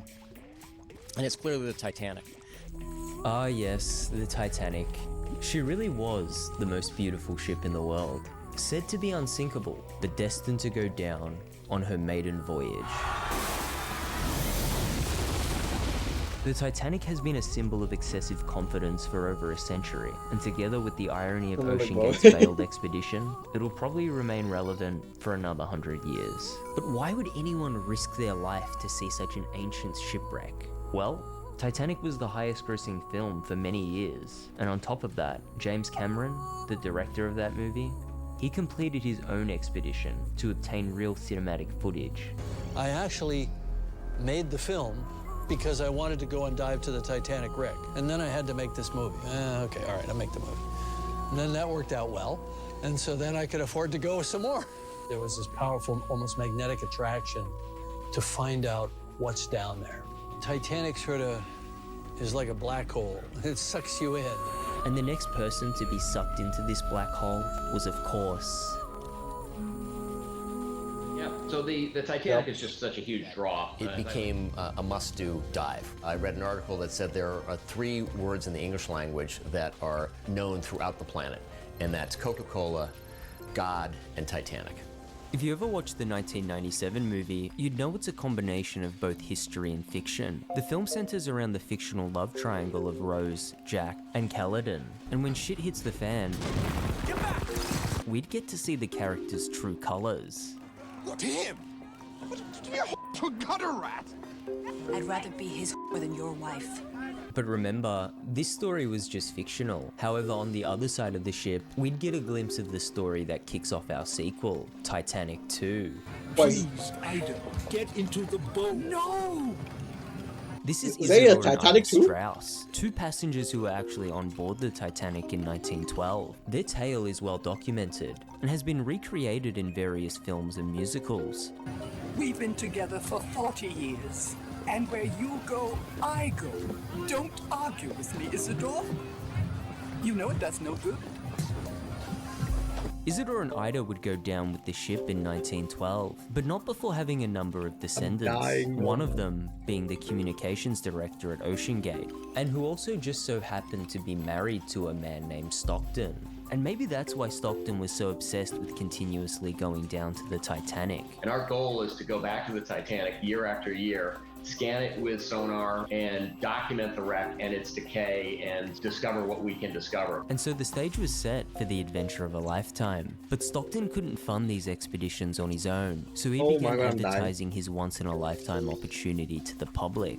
And the now deleted promotional video was set to be released. OceanGate Expeditions offers you the once-in-a-lifetime opportunity to be a specially trained crew member safely diving to the Titanic wreckage site. Get ready for what Jules Verne could only imagine, a 12,500-foot journey to the bottom of the sea. It's the OceanGate Titanic experience. We partnered with aerospace experts at the University of Washington, NASA, and Boeing on the design of our hull. It's very well engineered and very safe, and the team is very focused on safety first. Not 1 second of me experiencing anything from OceanGate have I ever felt unsafe. As I pointed out on the bridge earlier, your safety plans all around the vessel. Come join us on our next expedition. Don't miss the opportunity to be part of history. The OceanGate Titanic experience. There's truly nothing else like it. Nothing else like it, yeah. But this wasn't just another episode of Black Mirror, nor was it an episode of The Twilight Zone. This was reality. And although quite a few people were eager to get themselves a ticket, there was still one question that remained. What's the level of danger with this type of expedition? A lot. Well, surprisingly, the safest part of the expedition will be the submarine part. In the last 35 years, there hasn't been an injury on a commercial private sub, although there have been over 15 million people go in them. Going to sea is intrinsically a risky activity, but we're doing everything we can to make sure that it's as safe and comfortable as possible. Well, Stockton went on quite a few media runs during this period, with the goal of highlighting OceanGate's mission. Our rule is we risk capital, we don't risk people. The media coverage before the incident flaunted a once-in-a-lifetime opportunity. it looks like there are these these rust formations. That's actually what's left over from the bacteria that's consuming it at a huge rate. Really? So we may not be able to see it forever. So go get into a submersible now. Finally, the crew seemed to foster a culture of safety. There were checklists, inspections before and after every dive, and a somehow he 3 still doesn't do strikes anything. rule. If 3 things seemed out of the ordinary, no matter how minor, they'd cancel the dive. But the media coverage after Titan's implosion was an entirely different story. Everyone I know keeps asking me the same question.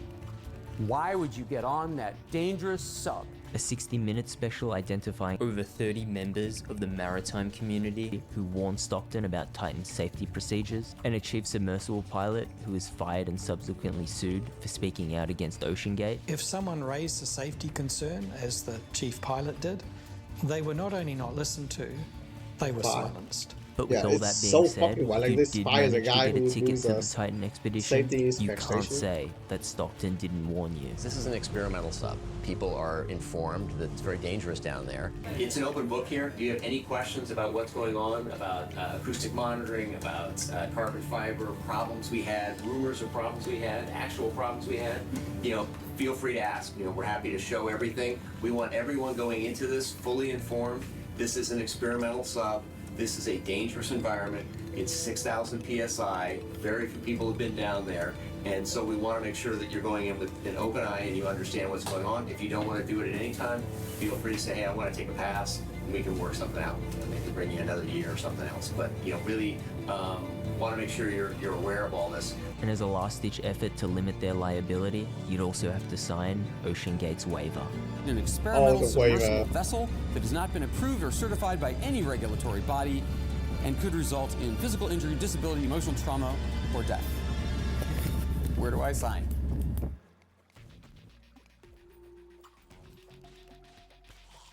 June 18th, Well, basically, you're 2023, signing the your life OceanGate away, so Titanic that it- experience is set to begin. Are reporting the dive as a go. Please stand by. 5 crew members are sealed into the submersible, and so is their fate. CEO Stockton Rush, businessman Hamish Harding, French explorer Paul-Henri Nargeolet. Businessman Shahzada Dawood and his 19-year-old son Suleiman were on the expedition as part of I a feel bad for Father's the Day son. trip. Everything yeah, the was son going according needs to to follow plan. the dad because he spent time with the dad. So, It's one of the questions about this is how risky is going in the sub. Turns out in this expedition, probably the safest thing. I don't think once it's you're long underwater. dungeon. I You think know, once I'm a couple of feet underwater, I know I'm coming back. I know everybody's coming back.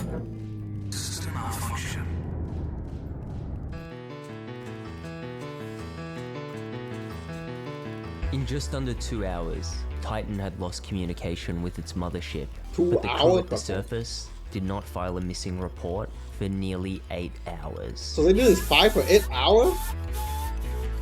Finally, someone snapped. Call the fucking Coast Guard. Vessel disappeared during No, an fucking underwater waste. mission to tour the Titanic wreckage. Tonight, an international search operation is underway. We'll continue to put For every 8 available hours. asset that we have in an effort to find the Titan and the crew members. Every news station in the world was in on this story. They brought in experts, former passengers, hell, they even got James Cameron on the line. Stockton Rush asked me if I wanted to go out there and dive this season. You know, I wasn't interested. And then came the rumors. A leaked transcript of the crew's final moments and a series of tapping sounds were supposedly heard around Titan's last known location. But of course, both of these rumors were declared fake by the feds. Tapping sounds are ridiculous. All that was left was a few hours of oxygen and a race against time. Have just hours of oxygen left now, heightening the race against time to rescue the 5 people Yeah, inside. it exploded immediately. Time was running out. And well, they did end up finding that submarine. Debris from the Titan has been brought to the surface from the ocean floor. Several pieces of the doomed vessel. Once the pressure vessel is, you're certain it's not going to collapse on everybody, everything else can fail. Your thrusters can go, your lights can...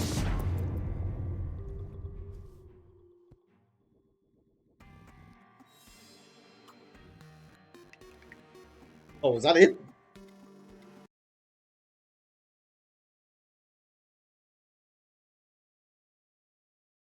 Yeah, it exploded immediately, killing everyone in there. So yeah. which it kind of like has a problem. So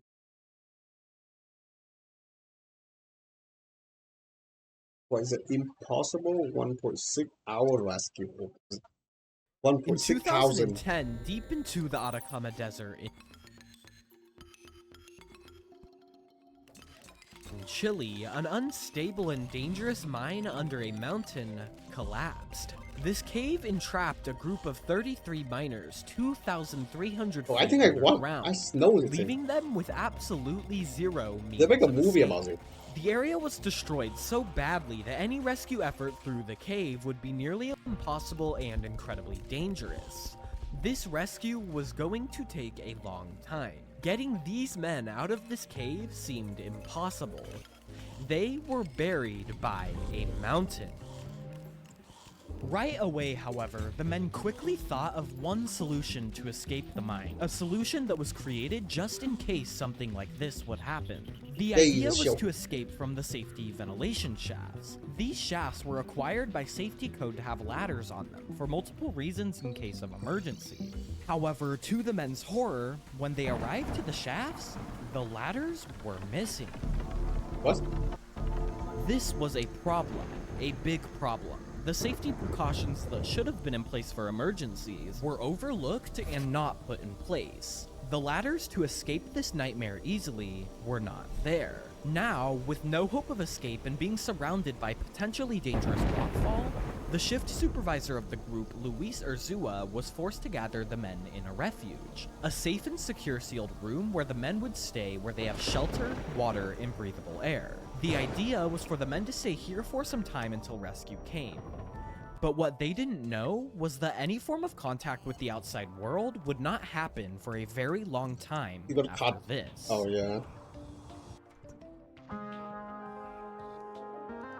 I think after a while they don't know what is the people hearing. They just checking on them, so yeah. As they realize they've been very. Rescuers arrived on scene to quickly try and save these men.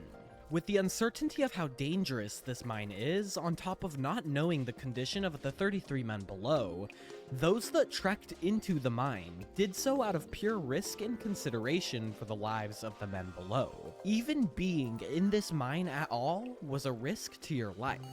They ventured into the mine quickly, however their efforts would be halted when they were met with a massive slab of rock that blocked their path. The main entrance to the mine was out of the question. To them, however, there had to have been at least one way to get to these men. This mine was full of hundreds of corridors that spiraled down for thousands of feet, and each corridor was linked by vertical ventilation shafts that went straight down into the mine.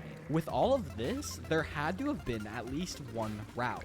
Their hope was lifted due to the idea of descending down these ventilation shafts. Ladders or not, they could descend down and at least contact the men to see if they are even alive. So, the rescue team attempted to descend down the ventilation shafts, with the knowledge that at any time, this mine could rumble and crush all of them. After hours upon hours of searching for routes in the shafts, the main rescue team found a shaft that led below the original collapse. This was huge. This was the shaft that would take them to potentially seeing the 33 men. So they brought even more people in to help, and things were finally looking up.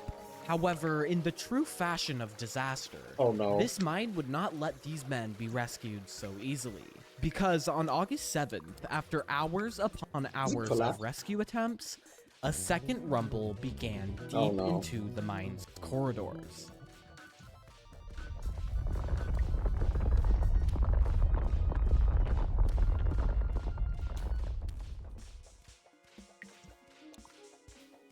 A second collapse had taken place. This was the nail in the coffin. The ventilation shafts and routes were destroyed. At this point, there was no feasible way down. No way that wasn't already incredibly dangerous or just completely blocked off. On top of this, there was no way to ensure that another collapse would take place. It was far too dangerous to continue. These 33 men were literally buried alive. And unfortunately for them, they were buried under the geological components of a mountain and deep rock underground. Digging them out seemed impossible. They were nailed into the Earth's crust. Fortunately, however, the men still had the emergency shelter. It was a decently sized refuge of about 50 square meters. It had two long benches that extended across the area, and even better, they had access to the tunnels that weren't affected by the initial collapses. They had access to roughly 2 kilometers of open tunnel to move around in if needed. At the very least, the men were safe for now. But the one problem that these men still faced was food. Yeah. The emergency shelter only stocked up on about roughly 3 to 4 days worth of edible food. But with the situation quickly turning from a potential few-day rescue to now a multiple-week rescue, these men were going to have to figure out how to ration this food very, very carefully. Even then, though, the food was only going to last so long. There was no telling how long it was going to take to even find these men, let alone complete a full rescue. At this point, things were looking pretty grim. Luis, the shift supervisor, quickly realized the gravity of the situation. He knew the mine very well, and also knew how difficult this rescue would end up being. The situation was very, very complicated. Regardless, Luis calmly took a leadership role and gathered the men and began to organize things throughout the group. He wanted everyone to work together in an organized system. They needed to work together if they wanted to survive this. All of the men took on specific roles. Some organized workers to repair mine damages, some organized prayer to keep the men's spirits high, and some played pranks that they were dying way too early to make the others laugh, saying things like, "Tell my friends and family that I love them, and that all of the money is in the..." then fake dying. And some acted as medics to watch over the physical and mental state of each other. Prolonged exposure to lack of sunlight and stress like this could easily lead to issues like mental psychosis and disease. These men were under more stress than they could ever imagine. Some had babies on the way, and all had families that needed them at home.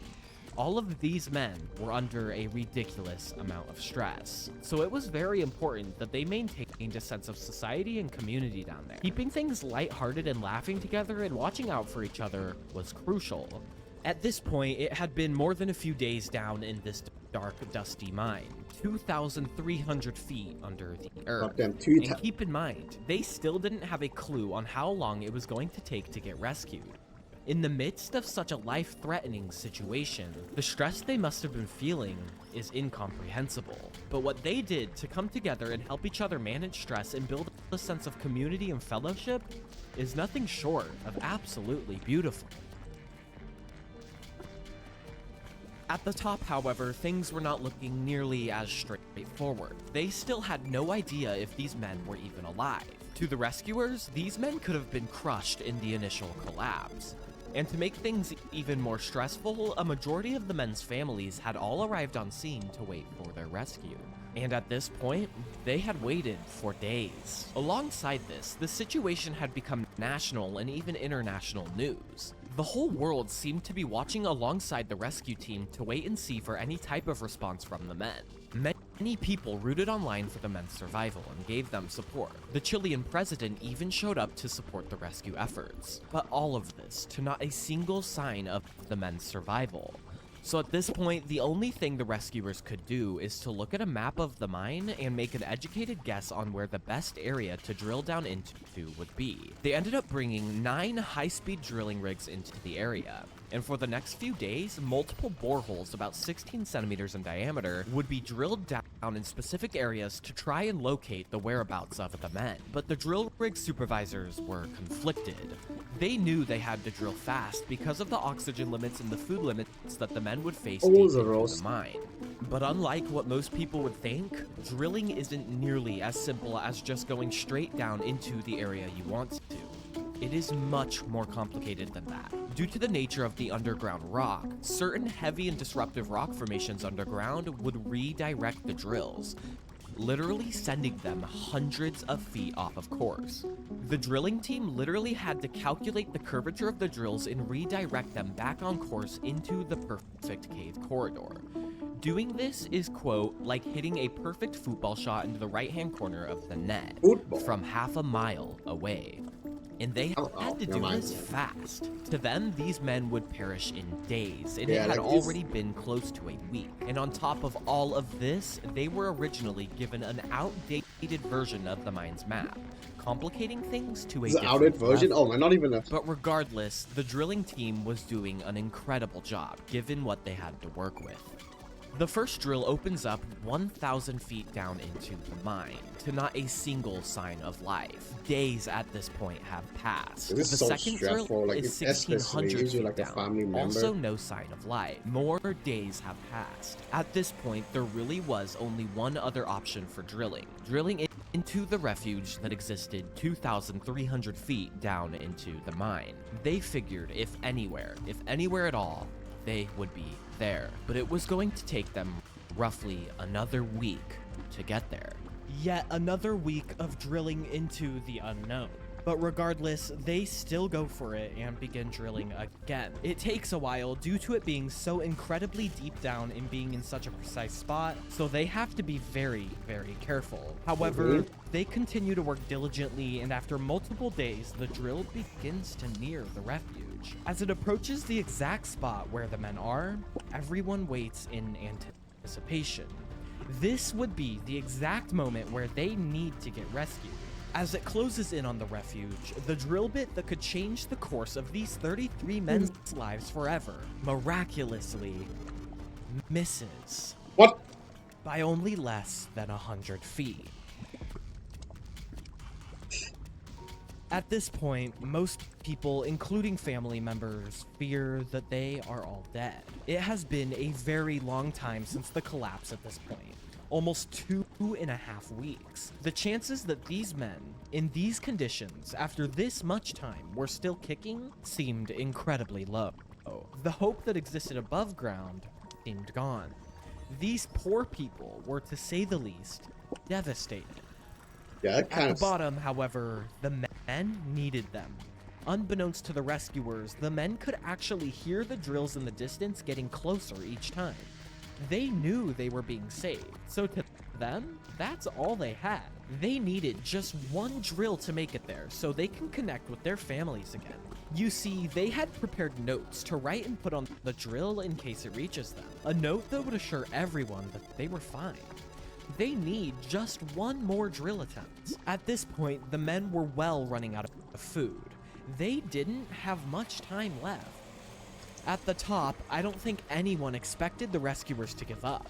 They certainly wouldn't just leave these men down there. But to them, things looked very bad. It's hard to estimate how long something like this would take. When there's so much uncertainty in each attempt to rescue them, you can only expect the worst. But in the realm of expectations, I don't think anybody expected this to happen.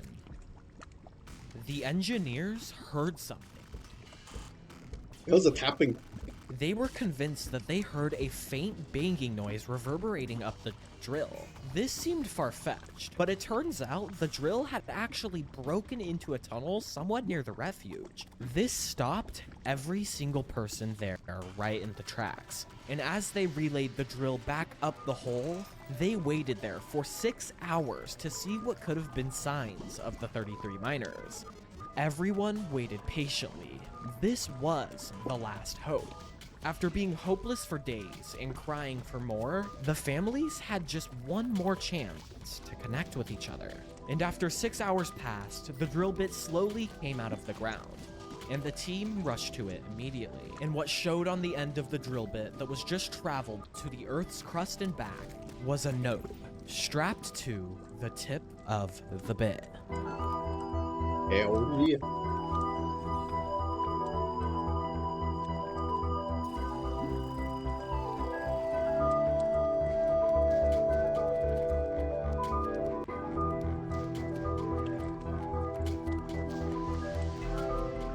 The note read, "We are well in the refuge, all 33 of us." They were alive. They had found the men. After 3 weeks of struggle, despair, and hopelessness, a miracle had shone through the ground and saved their lives. However, I would be lying if I said this rescue was finally over. Because the harsh reality of it all is that this is not even half of the problem here. Just being found was only the beginning of their struggles. There was still a massive issue. How in the world were they going to get the men out of there? It had already taken almost 3 weeks to drill one tiny 13-centimeter wide hole down there. If they wanted to drill a hole wide enough to transport a human being, there was no telling how long that would take.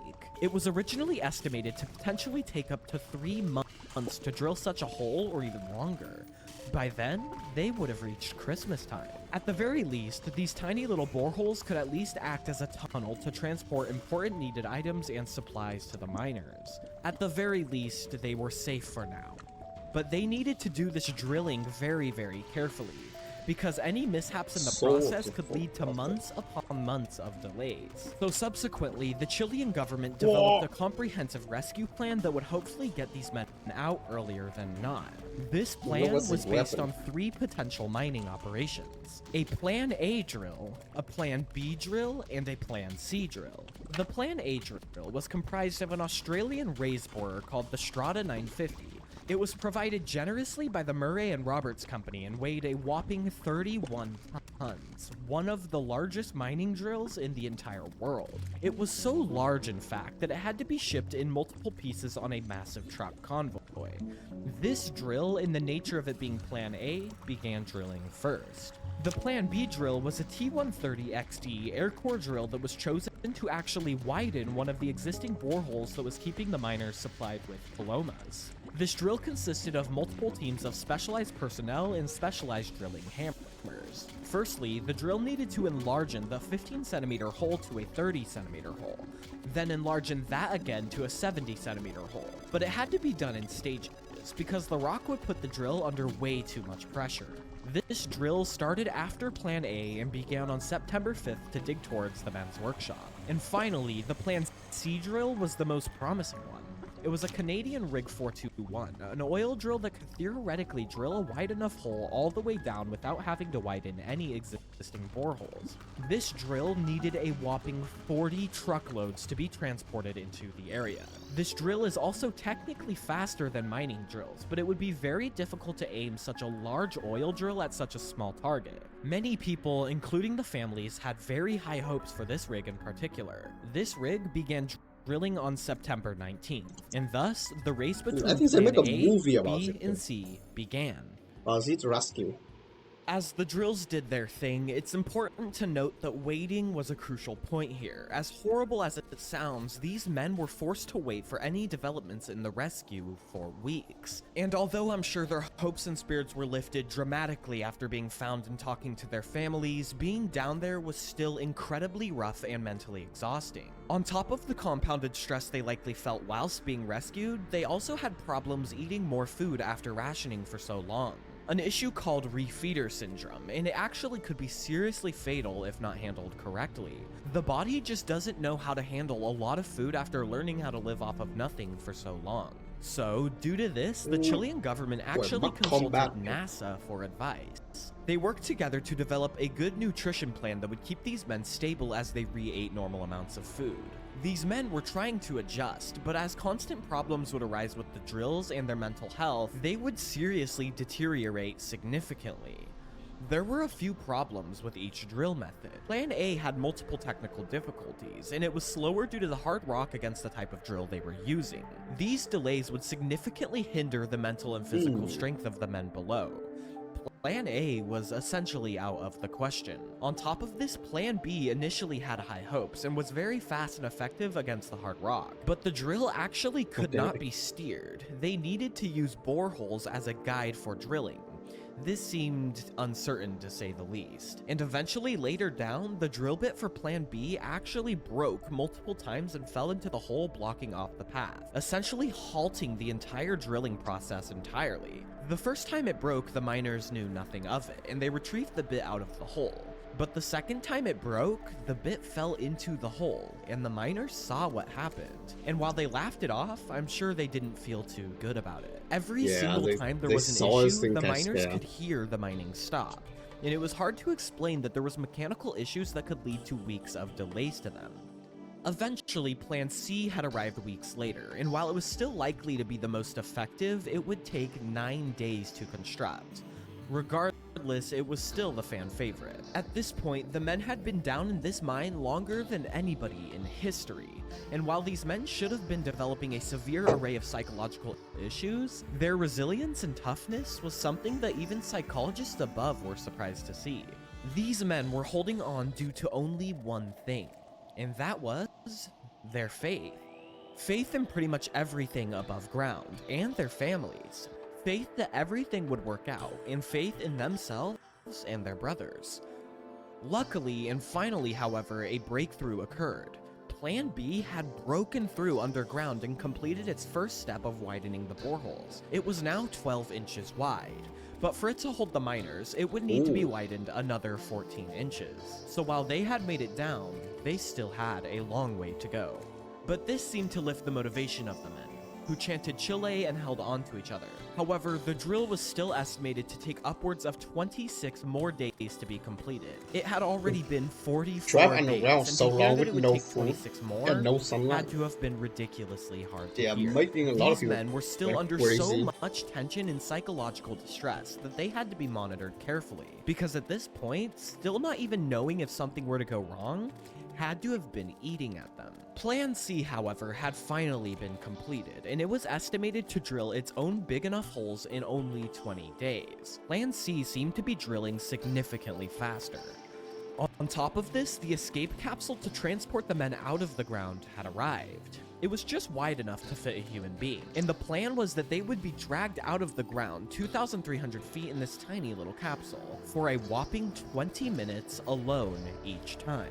This was a scary thought. Being in such an enclosed space by yourself, getting dragged up by a cord through the ground for 20 minutes had to have been a stressful thing to accept. There was no telling if there would be mechanical issues in the capsule, and especially after being comfortable in your own little cave space. But I'm sure they were also incredibly eager to get out at this point. However, 100%. in a sick turn of events, Plan C seemed to be suffering the same fate as Plan A. When its original high hopes of drilling fast was halted by severely hard rock and mechanical issues. It ended up drilling significantly slower than what they thought. It was only drilling 50 feet per day. Plan C was now out of the question. They now relied on only one more drill to save the 33 men. This was their last hope. Plan B drilled pretty fast. It was a massive drill bit with 4 hammers on each side. It was to say the least effective. But the drill, as it did its thing, produced 20 tons of debris that fell down into the mine constantly. This meant that the men below had to clear this debris out constantly, so they had a clear path to them. They worked all day doing this physical labor on top of all the stress and clearing out this mine. The work they put themselves through and the stress that they handled is just incredible. These men had done their dues and completed their work and dealt with their stress. At this point, they deserved rescue. At this point, it had been 60 days, and Plan B was nearing its conclusion, and the miners had worked diligently to clear out the falling debris. But there was just still one last problem here. Plan B was within a 30-foot range of breaking through underground. But just like the beginning when the men were first trapped, the rock was no more stable than it was months ago. The closer that they got to the mine, the more risk they ran that another collapse could happen. As the drill neared the entrance, the risk that the roof would cave in climbed higher and higher.